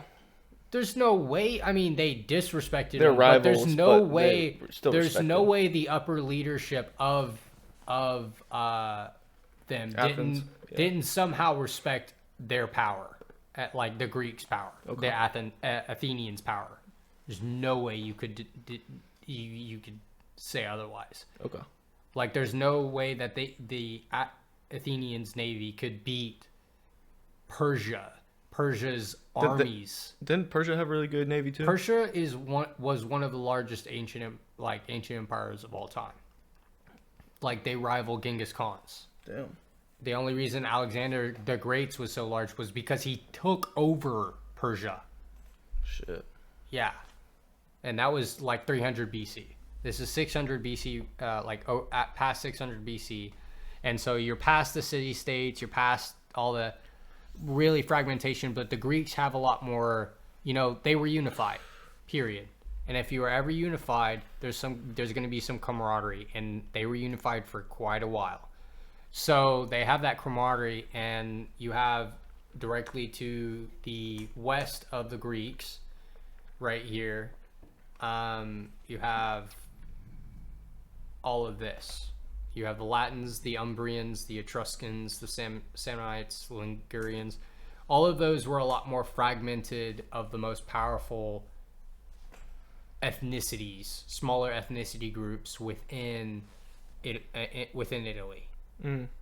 Within Italy. Just like the United Kingdom, they, Scotland, Ireland, British, they were always, even the Normandy, that's an island as well, if I'm correct. And the Normans didn't like each other either. Like, there's like 4 or 5 like different islands and stuff like that, and they all had their own peoples. They had their own country. Yeah, that's why it's called the United Kingdom now. But this is the start of it, the start of everything. But you have directly to the south, you can see that Carthage has quite a bit of land, so that is a powerhouse for Rome, and you'll see that later on in the video right here. Apart from its natural defensiveness, because it would benefit from the trade between the Greeks and the Etruscans. From the 8th to 6th centuries BC, Rome remained a small city-state, inhabited by a simple people, ruled over by what Roman historians say were a series of 7 kings. Keep in mind, this period too, however, is very unclear and probably partially fictitious, as is much of the history until around 390 BC, but we'll get to that in a moment. Rome was indeed likely a kingdom in the 8th to 6th centuries BC. The last king was the tyrannical king BC, Tarquin, this is when this who is was said happening. to have ruled from... And you know why? It's probably more fictitious, a little bit more, up in the air. Yeah. It's because history's wrote by the victors, and they're the little dog right now. Oh yeah, they're the little dogs, bro. But the thing is, that's cool, is that with history, you're able to line it up not just with what their word was, the Romans' words. You also their neighbor countries and shit like that. Yeah. From Yeah, down 535 south, to 509 BC. In one incident, his son is said to have raped an important noblewoman. Like, we have to just realize that, like, there was a lot of, there was the written word. They can write on parchment, they can write on paper, they can write on scrolls, like, which probably is gonna all of that fade away quicker. But like, they had Stones if and you shit. could write, why not write? And so, like, if you created a diary, if you created a story, created a journal, whatever the hell, the thing is, the only difference between now and then was it was just preserved better or worse. No, it was just slower. Communicate, like, of it reaching a certain spot. That is the only difference. Yeah. Like, I mean, for damn sake, preservation also. For damn sake, how many of those Greek philosophers that were writing random shit were just like tweeting? You know what I mean? Yeah, like, exactly. like they disrespected politicians and said shit and did stuff all the time, but it was short little paragraphs. Well, in a way, and too. like little messages. Like, that's just like a tweet now. Yeah, and in a way, like. And they say like weird ass shit, like, weird messages to the people. The same thing. Yeah, well, it's funny though, because like I think in a way, like social media might have made like writing in general for like a whole generation not mean as much. So like writing down your stories and events and stuff like that doesn't mean as much because you're always just writing something on Twitter. Well, nowadays it's almost like all your actions are recorded practically. Mm-hmm. You know, it feels like the idea of Big Brother is not too far away. Yeah. So Okay. Radia. In response, the incident sparked rebellion under Lucius Iunius Brutus. Okay, Brutus who did and his that? comrades, A noble woman got Romanos, the Roman Senate and people, abbreviated go back a little bit. SPQR. Much of the Kinda way off 6 track. centuries BC. The last king was the tyrannical King Okay. Tarquin, who is said to have ruled from 535 to 509 BC. In one incident, his son is said So to have there's, like, raped 7 an kings. important noblewoman Okay, so this is the named son Lucretia. of the last In king. response, the incident sparked rebellion under Lucius Iunius Brutus. Brutus and his comrades succeeded in banishing the royal family, but instead of appointing a new king, vowed to never have another, and formed the Roman Republic in 509 BC. Who was to rule Rome now? Senatus Populusque Romanos, the Roman Senate and people, abbreviated SPQR. Okay. Much of the republican design, such That as answers my the first Senate, question. was already in place from the beginning, even under the kings. But this was still a major step. At the head of the government were 2 elected consuls who would serve a term of just 1 year. The Senate consisted of, as was previously mentioned, men of the aristocracy at least 30 years Consuls, old. yeah. Younger politicians were seen as too brazen, and in fact the word senator comes from the Latin senex, meaning old. Yeah, A senior. senate is, therefore, according to the Romans anyway, an assembly of elders. Not everyone born in Rome was a citizen, and of those citizens, only a minority were patricians, the highest class. The majority of Roman citizens were born into the class known as plebeians, who held little power in the city at this Plebeians. time. The majority of Plebs. the population, however, consisted of non-land-owning Fucking men pleb. and women, slaves, and a sort, non-citizens. Upon its foundation, the Roman Republic would resume its conflict with its neighbors, and very slow absorption of the lands in central Italy. This is not the glorious Rome with which we are familiar. Rome was still just a city on the edge of the known world, ruling over about 10 square miles of land. Rome would remain a city-state for the next century and a half. In this time, there would be important social developments, as the 150 plebeians years. fought for greater influence in the government of Rome, in struggles which would last for over 200 years, known as the Conflict of the Orders. Or the concept that like a little city state can evolve into a fucking empire or just a huge ass republic. it never evolved. Well, it conquered, it grew, and fucking Just like a civil war, yeah. But but like it's the same. the whole concept is it's like that shit. There's so like there's defined lines now on the map type shit. Like most places aren't gonna change at all from here on out. No, Globalism, you know what I mean? We all agree, you know, our land is our land, and well, it's We're trying to they get to- all know that. Like, I bet deep down, all the leaders and philosophers that have studied history, that they think that if we're going to record history and make a mark on history and stay immortal, and be Julius Caesar's name is now cemented in history, unless we just disappear from this. You know, yeah, like Julius Caesar will live on. yeah. There's just some names that are engraved in history that are going nowhere. Yeah, even the most tyrannical. Mm-hmm. During this conflict, It's a number of plebeian consular tribunes were established, and Rome came up with the idea of appointing a dictator in times of troubles. The word dictator did not have the negative meaning it does today. Dictators were to take on the full authority of Rome's government during times of crisis, but resign after around 6 months. By the fourth So pretty much what it was when Emperor Palpatine was an emergency dictator or emperor. That's pretty much Where do you what think they got happens. it from? Yeah, but they didn't have the fail-safe where, hey, okay, everything's cool now. Give us the power back. Nah, that motherfucker said, I'm How do you I'm think it. Julius Caesar got into power way later on? Oh, shit.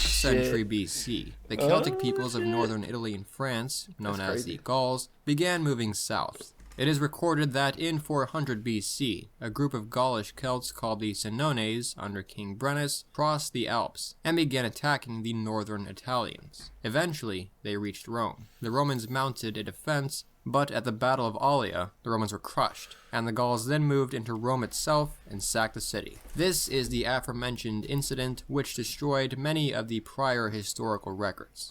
The Gauls would not stay, however. Sacking the city was sufficient. That's gonna happen a lot. Legends say they were later fought off by a general named... That's why we don't have everything that's definite fucking proof and shit. It's because the victors write the fucking history books. So if you lose, we're destroying your history. Why do you think the historians were like when they heard that the Library of Alexandria? Oh, bro, that took like 6 months or some shit to burn all the books. But like, it was so big. Yeah, there's a lot of shit that we don't you have know to think, bro. Like, I know, I get that. There's like 6 months it took 6 months for them to burn all the books in there. So that's how much like information there was stored. That's just gone forever. It's fucking crazy. Like, it's great, but no. What if? Okay, never mind. I was gonna say, what if that could happen in the future? But like, I mean, the internet could just. Well, I mean, like, if there is a huge EMP, then we have no internet. Then that means we have no. Who like dictates the internet? Because eventually the internet's gonna get to a point where someone needs to dictate it. It's such a free power. Oh yeah, that too. But like, if you give one power to that, like of the internet, then you're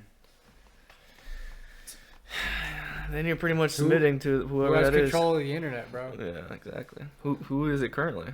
Marcus Furius Camillus, who boldly told them that the Romans defended their city with iron, not gold. However, many historians today do believe that the Gauls were bribed with gold to leave.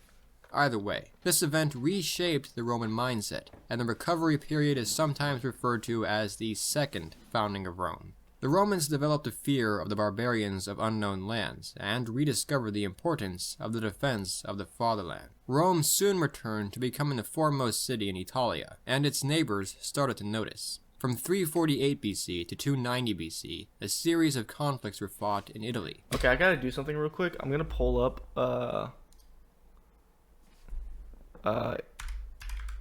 Italy on a map, and I think I misspelled it with two. Whatchamacallit? Yeah, you did. Sorry. I just want to reference when I'm going over stuff. I want to world map, like or. Okay, so pretty much all of this. Where is it? There's a better photo. Is Italy, right? Yeah. 8 BC. Hey, you've even got Sicily down there. Oh fuck, where'd it go? You've got the island of Sicily down south. This right here? No. What? Here? Nope. This? Yep. Okay. That's a major part. And then the islands those islands got taken over later. But it was kind of not as habitable as Sicily. Sicily was very nice. Very, very nice. Like, you can make some really good stuff. Vineyards and... Like, even to this day, people are like, let's move to Sicily. You know, it's in the middle of the Mediterranean. You know, if you're trying to travel from the east to west side, you have to pass near Sicily. So if you have control of that isle, then you have control a lot. You know, and that's probably what led to them, you know, having control of everything. So what's above Italy? Because I'm terrible at like the Alps. There's a so. Here we go. Yeah. Let's stop right there. Okay, so if you point the arrow at the north part over here, and just like go along the border of the top, so all of that, just like all the way at the top. I mean, you don't have to trace it. Yeah, that's all mountains. Okay. So the Gauls, what he just said was they went down south from down there. They found pathways and stuff like that to travel. Yeah, exactly that pathway. And that's what the Gauls took. And there was just a huge raiding party like the Vikings did, like back in the day. Ew, yeah, go back. So yeah, if you could see the geography. So like going right down the middle is you see a lot of highlands. And then if you go towards Rome, go back towards Rome, you can see, look up a geography of Italy. Like a geographical, like where you can see like the lines of the topography. Italy. Geography.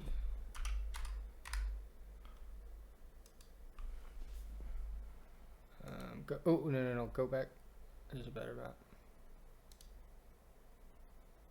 Which one? Down. Left. Boom. Yeah, so as you could see, like along the border of Italy right there, it's practically cut off by a lot of mountains. And then you have a lot of mountain lands going throughout the entire middle. You know, go back to that full spot. Go back to that. How you did it full? Yeah, I don't know if they're going to be able to see it, though. Oh, really? Oh, okay. I'll try. We'll see what they see.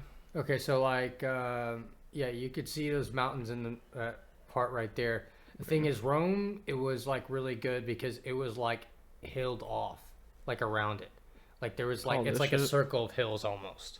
No, like go to Rome, exactly. Where's Rome exactly? Right there. Oh, right here. So like it was really hilly in that area. So they had a lot of like defensive spots, but it was like habitable land around them. Well, they got on the side, they got the ocean, and then they got mountains on the other side. Yeah, so you have the port right there. You have the port right there, and they are cut off by a lot of navy parts right there. So, yeah. You know, like if there's a lot of trade in that area going between those 3 points, just in that area.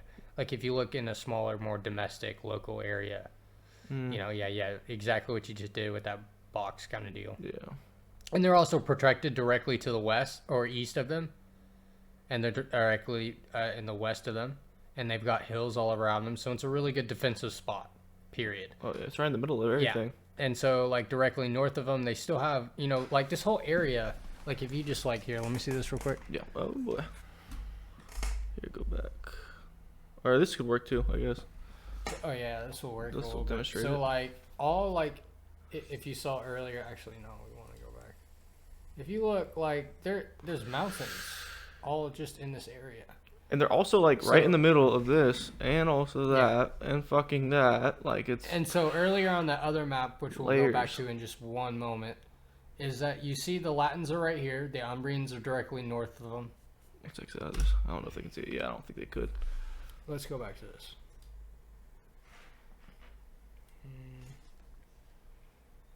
And then, what is it at right now? 10 minutes, 21 seconds. See if I can find it. Yep, right here. Perfect. So yeah, this is what I was saying earlier. So now that we understand the geography, we'll understand like what's going on right here. You've got the Umbrians, like I said, directly north to them. Past the mountains of that area that we saw earlier, we had the Samnites right down south, and then the biggest threat, I guess you would say, in the future, and you'll see in just a little bit, is the Etruscans. But I don't remember how they got together, so we'll see in just a second. But yeah, that's just the local area right there, and just a little bit of the geography, so you can understand, like, strategically, Rome is in a really, really good spot. And not just like in terms of defensive spots and just like overall geography area of like who's around them defensively, like against the Celts, the Gauls, and anything like that would come down during that time period of 300. I think it was like 400 BC of what we were talking about earlier at 10 minutes and 21 seconds a second ago. Yeah. You know, like you had huge Gauls, like Attila the Hun. Yeah. Or not Attila. Attila. You Yeah. know, he came down south, past those mountains that followed from the Gauls. Mm-hmm. Because I think he took over the Gauls, and he took, the Gauls told him, like, look, there's a big ass city down here, and they've actually got some power, now. So, that.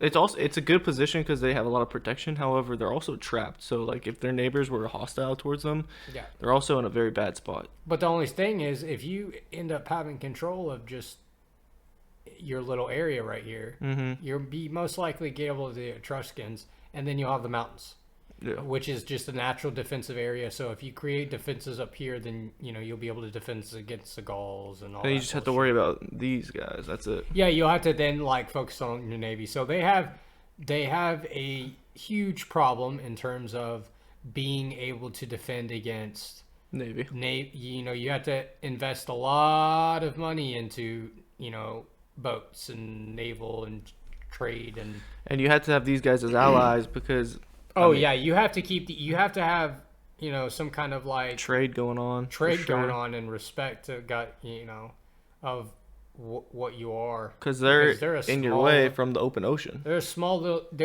a small little city state. They might be a really big city, but they're definitely still a small city state. Like it won't take but 10 times the number of whatever's in.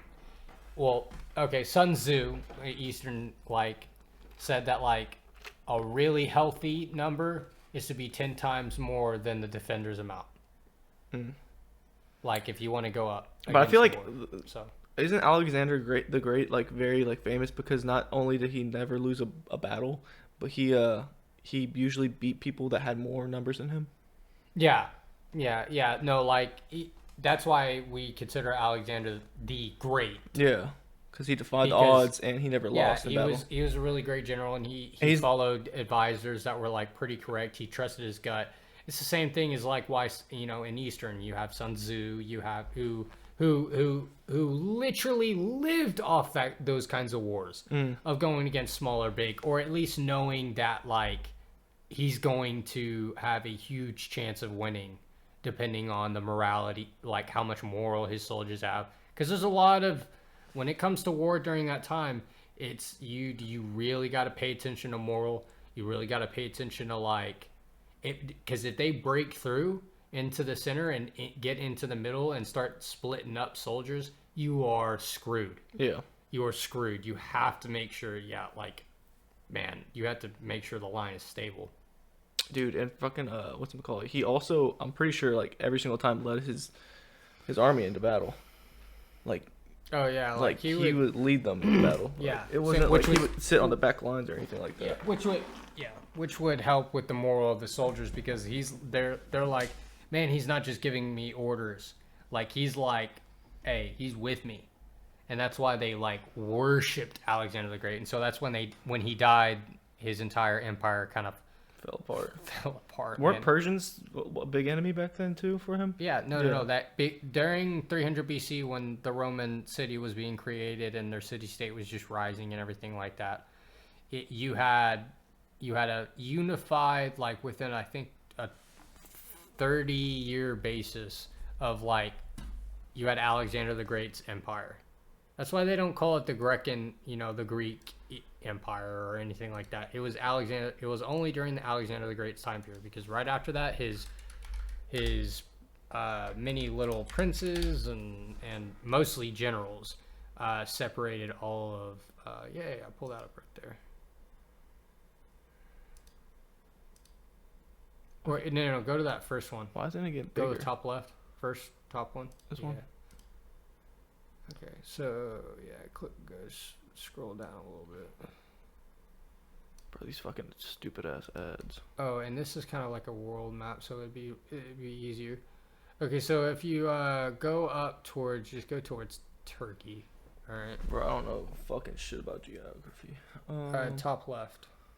All right, where's the scroll bar? Here it is. It's just kind of like a picture of a globe. Yeah. Like a top version. Okay, so no, Turkey. Wait, where's Turkey at? Scroll down. Up, right there. Stop, and then go to Turkey, top left. Here, you got it. Oh boy. Okay. Okay, so you got Greece right here, and then you got Turkey. Okay. All right, so his empire stretched all the way, if I'm correct, to like. Is Persia? I think he stopped around here. Or are you talking about Like Alexander right the Great? here, I think this river, if it's this river, they stopped around here, and then like it's all of that, and then it was pretty small. I mean, in comparison to a lot of other Greek ones. I think I don't remember if he got all of this, but he got most of that. But yeah, like that was the whole Persian Empire. The Persian Empire was very. And where's Rome on this map? Very, very large. And Alexandria, I mean, like he made a bunch of places that were called Alexandria. he took over Egypt. Like he loved Egyptian culture. He had this like flair, because he's not Greek. He's can you type in Go to Google. What? Right there. Type in what? What's Alexander Just the type Great? in Alexander the Great. The reason why we're looking this up, because this was directly happening to the West of them, and Greek culture heavily affected Roman history in the future. And I know they're not going to touch too much on the culture, but the history and the timeline of what's been going on. So he's Macedonia. Okay. He's not Greek. He's Macedonian. Yeah. Which was directly north of directly. What are you looking for? A map? Yeah, Press back. Oh, no. I knew it would pop up. Oh, no, you can't do that. Oh, well.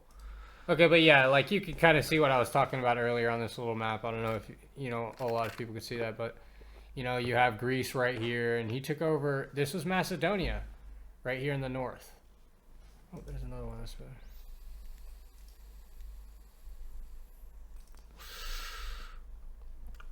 Oh, can you? Oh, I don't know what the hell is this. Okay. Okay, but yeah, Greece is right here. Macedonia was right here. So they took over a huge portion of Greece. Like, they practically unified, like, nearly all of Greece. Okay. And, like, all of these governments right here were, like, pretty much puppet.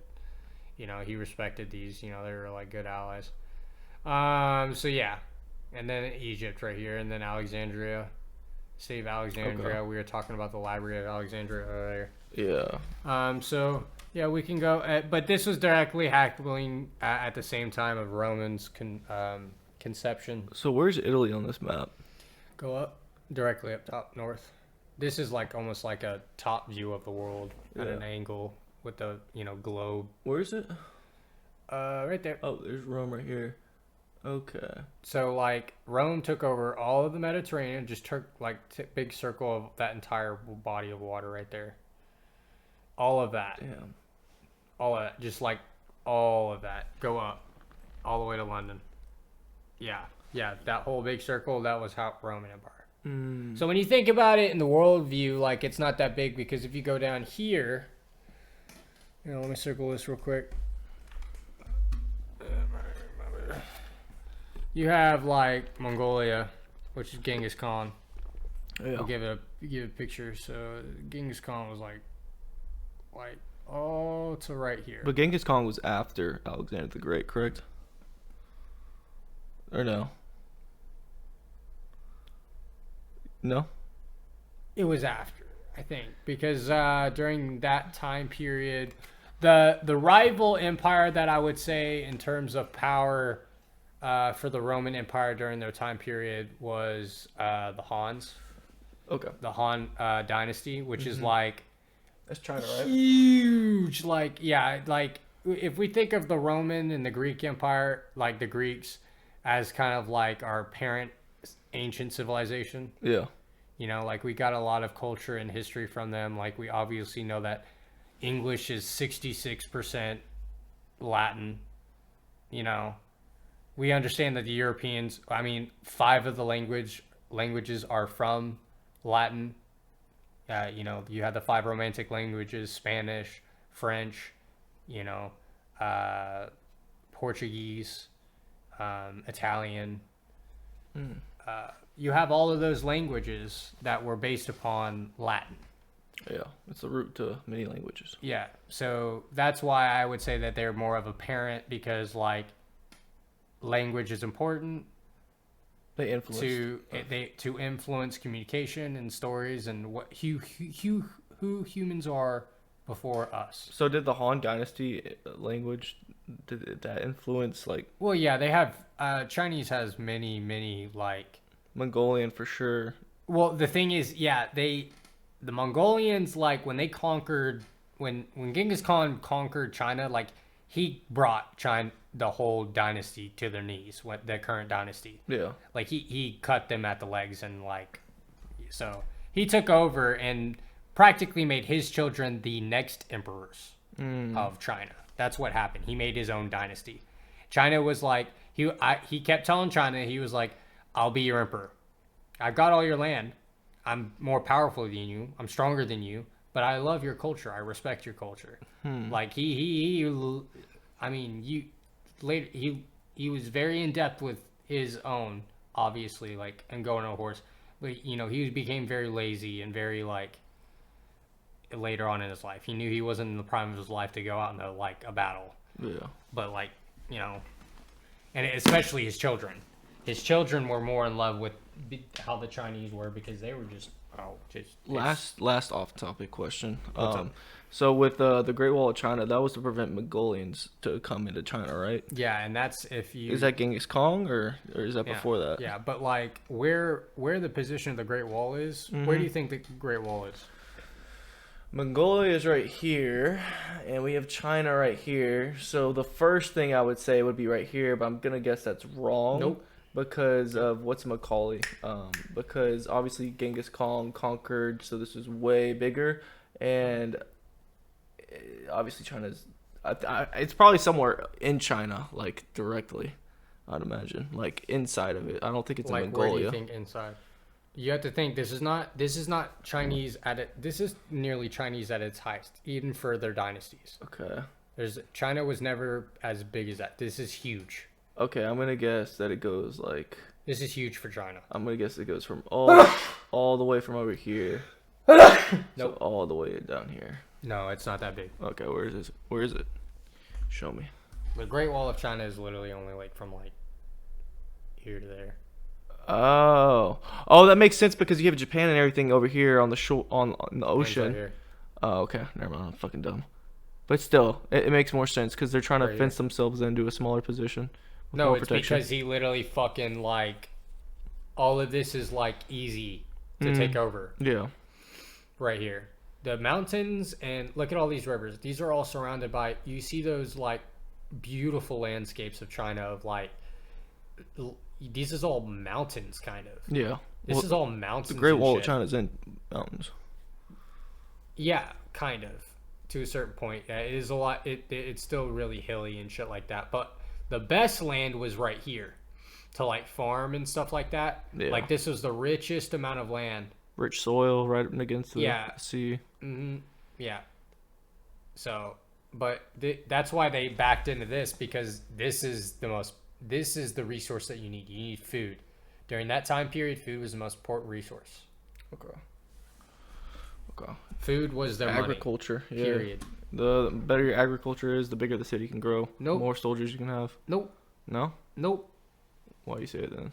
The more food you have, the ability to not Rely on having to hunt and gather food exactly. and farm and everything like that. So you have, if there's excess, then you'll be able to have people who specialize in nothing.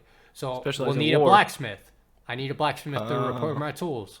Okay. Well, the thing is, I'm repairing your tools, but I can't farm for myself because I'm repairing everybody's tools. Y'all motherfuckers need to pay me with food. Yeah. And if, like I have an excess of food and I don't need food because I'm buying food from, give me my money. And then that's how currency was created. I gotcha. Because there's no need to pay for food. I gotcha. I gotcha. I'm gonna take a little piss break. Oh boy. What time is it?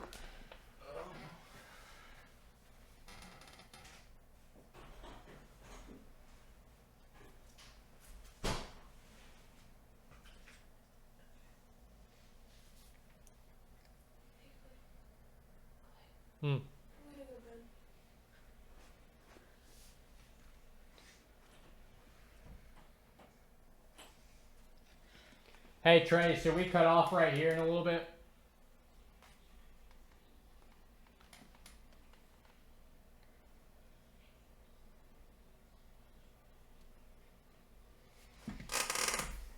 Allen Premium Outlets is your destination for a happy gifting, super saving, haul decking, pajama matching, bright shining Mega Merry holiday.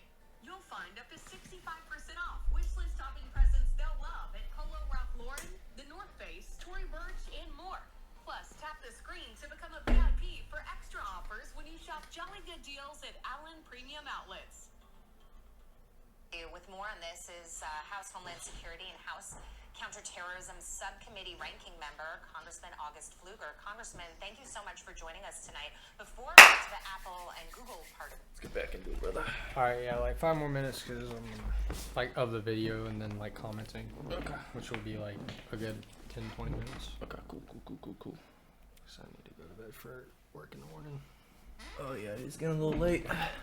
defeated a combined Gallic and Samnian force. The odds were against the Romans from the beginning, but their successes here could be owed to their unwavering persistence defeated and the spirit. Umbrians, defeated Following the Rome's Samnites. victory, they would control the majority of the So peninsula, gotta and we Etrusca in the begin to north and see the that Carthage these to are the indeed a people who south and have the west. potential to build a mighty empire. Yet Rome was not really operating like a real empire at this point. For much of the history of the Republic, and into its later years as an empire, conquered territories were not always fully annexed, at least not right away. Often they were turned into client states, retaining some autonomy while owing some tribute or service to Rome. What each state owed varied from situation to situation, but in these early days, Rome usually simply sought military support in times of war. Rome was now a true power, but great power often attracts powerful rivals. To the south stood Magna Graecia, the Greek colonies in Italy, and on the surrounding islands of Sicily, Sardinia, and Corsica were the Carthaginians, a Phoenician people who built a wealthy and powerful Mediterranean That's Carthage. empire from their capital of the same name in modern-day Tunisia.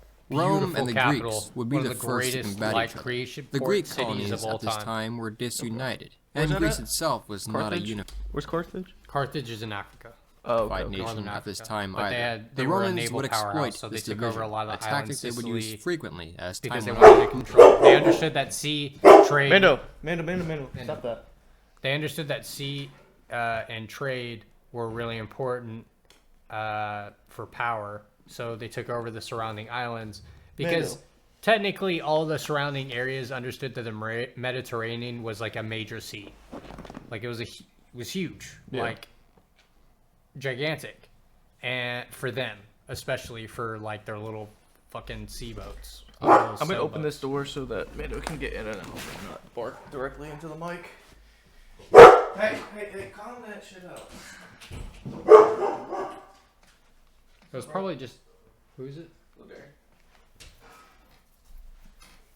Oh man. Alright.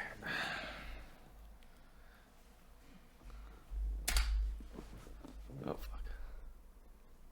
Yeah, but that's who Carthage was. Okay. They were like the Greeks in a way. Why is this not? Just think as Carthage and power is the Greeks, but they have a pretty fucking powerful navy. Rome over the ruled the Greeks. lands, though. I gotta tell you. Okay.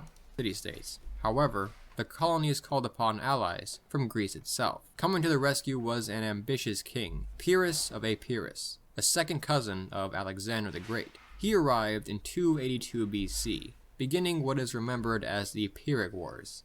This was a monumentous classical showdown. The Macedonian phalanx would soon face the Roman legion. Pyrrhus would engage the Romans in two major battles, Heraclea and Asculum. His soldiers and command proved superior as he won both times, with no small thanks to you have his to think war they just took over elephants, which Persia, sent so the they Roman have men access and to horses, elephants. many of whom had never seen anything like an elephant, fleeing in panic. But these victories had come at great cost. Pyrrhus lost crucial chunks of his army in both battles. He planned to rely on recruiting new men from the countryside and defeated army, but he found few volunteers. The loyalty of the Romans had surprised him. This was a problem. He knew that whatever losses the Romans took, they would be able to replenish their troops faster and easier. And thus, this is the origin of the phrase a Pyrrhic victory, referring to a victory which has cost so much that it is effectively a defeat. I've never Such heard that was the term case before. with Pyrrhus, Pyrrhic who had beaten the victory. Romans, Yeah, but Pyrrhic lost his victory army where- in the process. yeah, okay, And in pause it real quick. 275... The Civil War is a Pyrrhic victory. Oh, I gotcha. Like, the only ones who died Yeah. were the American citizens. Yeah, exactly. On both sides, regardless of what they're like fighting for, right or wrong. Like, they were Fighting. at one point American citizens. Yeah. I gotcha. 5 BC, at the Battle of Beneventum, the Romans would attack the Greeks and finally defeat the withering forces. Pyrrhus returned to Greece and the Romans annexed the Greek colonies. Rome had beaten the Greeks. But they would not stop here, and would soon seek out new conquests, transforming from a humble republic into an imperial republic, an empire which the Western world had never before seen. However, for the time being, standing in their way was the mighty empire of Carthage. Soon, Rome and Carthage would clash in a series of wars which would last for over a century and haunt Rome for the rest of its existence. That's, yeah. Yeah. The Romans I'll pause right there. Oh yeah, go to this map right here. Okay. to the Carthaginians. And then we'll kind of end off right here. So Yeah. this is the real start of the Roman Republic. This is the real start of the Roman Empire. You see Carthage directly to the south. The Greeks have been split up. Right after Alexander the Great died, a lot of his generals just kind of like took over all their land. Took over all the lands and stuff like that. So. But Alexander the Great hasn't come around yet. No, Alexander the Great's dead. Oh, he already passed that? He's dead. Yeah, this is. Oh no, this is 270 BC. So. Because I thought no. It just mentioned his cousin. No. This is 200. Okay, so this is 270 BC map. This was a little bit before it. Like what they're talking about in the video is like a little bit past that. They probably just wanted to, because maps back then, especially preserved, you don't have very many. Yeah. True. So, you have to travel around and kind of get as much information as possible. Maps were very, and they were countries. If like a plebeian, like we were talking earlier, a fucking just citizen, not like someone of a real importance, had a map, like they would be probably executed for treason. What the fuck? Yes. Why?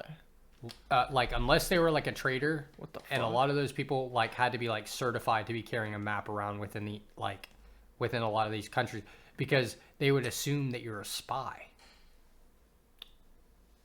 that you're mapping the lands of it so they can strategically figure out ways to get to go into the their battle. country. Yeah, because they want to know the battle. Nowadays we don't really think too much of it, but back then you have to think that's a powerful tool. Well, that's why you had scouts back then, I guess. Yeah, I mean, like nowadays we have satellite and GPS, but that's the same thing back in the day. That's that is, it's just like it's up at the Alps of the north. Yeah. If they had the ability to like figure out a way to stop that, they knew about it, but it was kind of impossible by that point because everybody kind of knew about it. So you have to like stop that certain point. But like if other people knew other pathways, like Attila the Hun later on in the future when they had, a big war. I'm pretty that in 300 that's what happened. They fucking had like a path for the shepherd or the shepherds, and then someone gave it away, and then that fucked them in the ass. Yeah, that's what I'm saying. Yeah. It's like little things like that. That's why people were so like on maps. Like if you had a map, like you were screwed. So this goes like, I mean, we're constantly talking about, even during this time period, especially the importance of history and recorded history, and that includes geography and maps like that, like we were saying, is because it was way important back then, but we have to understand the importance of it now. Yeah. And so that's why we're going to do these podcasts. That's why we're going to do these podcasts. We're doing Rome first because it is one of the first really most powerful republics, like a gathering of people. There might have been not much to voting in terms of like giving it to the annexed countries, like they were saying. Like it was mostly just like with the Roman city citizens. Yeah. You had to be Roman. You had to be like, a part of that. And later on in their history, like Italy will be more unified, and it was mostly them being able to like obviously vote and do all those things because they were ethnically born there. But and that's how Athens was too. Athens had the same problem. It was all like land-owning citizens within the territory. Yeah. That could even be in a position of power. Yeah. And even then, like land-owning people still didn't have like, but they had the ability to vote. We don't know how skewed, it could have been. Especially back then. Especially, it was a lot easier to cheat. People are saying people are cheating and voting nowadays. Well, it was a lot easier to assassinate and kill somebody. The thing is, like, they're much easier back then. Yeah, but like we see it in Game of Thrones nowadays, and like people could just fucking murk somebody in the royal hallway, or like facts. And just get rid of their body that quick. But not even try to hide it. They would do it in fucking public. They would kill somebody in public, and no one would really blink an eye. Damn. You know, because it was like, you know, people killing people with swords at that power. It was just like, you know, It was part of fucking. they understood that you were replaceable. Yeah. No matter how great your eyes you are, if you're a threat, then, or I wanted something of yours, like it was common occurrence. You know, even from the earliest days of human history, you see, like Romulus and Remus. You have brothers fucking kill each other for leadership of a city. Over a little fucking disagreement. But that was like normal back in the day. Yeah. Savages.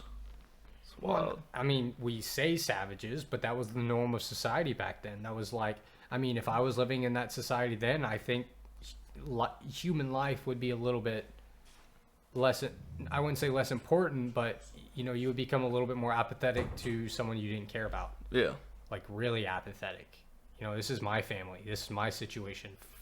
You know? What's the political culture you're surrounded around and you grow up with? Yeah. It is what it is. Well, nowadays that you can control the crime of, you know, murder and be able to, like, actually... And even then, they still punish murderers. Especially if, say, like, one of their citizens killed another one of their citizens. Yeah. You know? Yeah. Like, there might be still a judgment. Especially the higher up you get, the more, like... You know, at this power, they definitely had crimes. Like, if you killed somebody, I'm sure they, like, were... You know, but if you did something wrong or you wronged each other or some way, that, you know, it's free game. You're, you know, eye for an eye. They definitely... I mean, it depends on the perspective, situations. Oh, yeah. Things get blurred, you know what I mean? This shit's very gray. Like, yeah. So this is Clayton. His favorite color's gray. You know, it makes a little bit more sense because the gray is fun to decipher. So Yeah, so we'll be going over that. I know we only got through, like, 13 minutes of the video, but, like, you know, like we were talking about all the way in China and things like that, we have to understand that, like, you know, if you're a time traveler, you're going to be, like, most people are worried about is like the domino effect. Like, could I affect something that changes history completely in a different direction? And so if I, you know, then my future is different, you know, so that means like things could happen differently. Oh yeah. You know, very, very small things have changed history forever. Huge accidents effects, yeah. and stuff like that. Like even World War II, there was many just accidents and coincidences that somehow happened that changed everything. Well, how World War II started was just a big ass fucking cause and effect, fucking constantly going. Yeah, you could see in World War I and World War II the real like effects of the butterfly effect of what's going on. So, like, we need to always keep in mind that history is so important. But like, laugh at all these freaking mistakes, bro. I'm gonna be honest. That's all we can do. Like if, yeah, and you know that idea of forgive and forget. Nah, it's like you can forgive our mistakes and the situations, and remember. But you gotta you cannot forget. No, you cannot forget. No. So. Yeah, so this is cool, man. This is the first time we've done one of these things. Sure. I'm not sure if I'm going to not cut up, but like release the first one and do its own thing or attach it to the end of this. I might just attach it to the end of it. But we'll try to do these more often, probably either Saturday or Sunday. And we'll do a live stream also down there on the description. You can look, my Twitch channel is on there.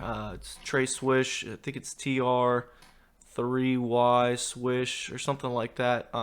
But we're gonna do this more consistent, probably every week or so. And we're not trying to just do history. We're gonna get into like politics also, science, language. We're just gonna go on a tangent of just looking stuff up, doing research, educating ourselves, and just, you know, making our own comments on stuff and seeing where things go. So. Oh yeah, no, like, and a lot of times, like with history, you see a lot of tunnel vision. So we're just going to be like expanding a little bit on what was going on and how that butterfly affected us to this day and how we can learn from it.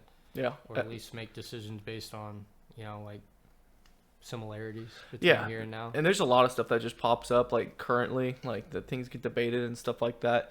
And it'll like kind of like almost hint on what's happened before, because, you know, people say history repeats, so it's good to know your history. And also just like there's stuff that I don't know a lot about that I want to, you know, that you know about, or vice versa, and we just do a deep dive on it and just learn more about it. So yeah, it's been cool, man. Like, sub, and comment down below if there's anything you want to say. If there's anything we said that was, factually incorrect and you want to correct us on it, please, by all means, let the conversation keep going. And we'll catch y'all all in the next video. Peace. Thank you for watching the Trey Swish Experience. Please subscribe to the channel to stay connected, like the video to support, why not? It's free. Leave a comment to keep the discussion going, and share with someone who might enjoy the TSE.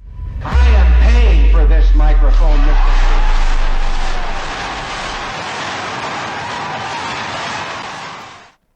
Perfect. That's a lot. That's a lot of video for you. Oh, fuck yeah, bro. Fuck yeah. We gotta keep doing this shit. Oh, this shit's fun. Bro, that was a good ass. And I'm probably gonna, I'll write down the, the timestamp in the video, so we can go back to it if we want next week. But maybe you're, in a whole different mood and you want to do something else, and that's completely fine, too. So I'm probably gonna continue listening to this and streaming on Twitch, just playing Call of Duty. Oh yeah, bro. We're at what, 1337? Yeah, I'm in this craving for just history in general. So yeah, bro. There's especially the Roman Empire. It's very interesting. You could see a lot of similarities later on, towards Julius Caesar's era. The mistakes that a democracy and republic made of giving up too much power to a single person. And then giving, it's the same thing with Star Wars that you're saying. Yeah, and then it turns around, bites him in the ass, and he's a dictator. Yeah, exactly what you're saying. Yeah, that is the fear of the president of the United States, giving too much power to the executive branch, and it just overwhelms the other two. Mm-hmm. But it's the same. Yeah, but it's the same thing. It's a lot harder to gain power and everyone to take over, and it'd just be a pure democracy. In reality, though, Congress and Senate have control, but that's not how we are. In reality, I'm pretty sure the president doesn't have much power at all. He does in speaking terms, compared to the normal person, obviously, but in a government sense, on a national level, he really doesn't have much. It was the consuls that didn't have power. Consuls didn't have power. Okay. I'm talking about current day USA. Oh, yeah. I'm talking about our president doesn't have much power. Our president has a bit of power. Okay. But, you have to think, when the Roman Republic happened, it was probably the consuls that you heard earlier. Yeah. Had probably the most similar power to a president of the United States. Okay. Because he had those two, the consuls, like I said, had one was military, one was a general, the other was a litigator. He was a law, he was usually like that. Of course, but the thing is, usually they would be a specialist. They would learn both, and they would be able to do both, but one specialized in just executive, judicial, and one had it more. You have to have a 50-50 during that time period. Okay. We'll talk about that later too. All right, dude. Good night, bro. Yeah, good night, bro. You want more pizza? I'm actually good. You can eat the rest of it. All right, appreciate it. Thank you for watching the Trey Swish Experience. Please subscribe to the channel to stay connected, like the video to support, why not? It's free. Leave a comment to keep the discussion going, and share with someone who might enjoy the TSE. I am paying for this microphone, Mr.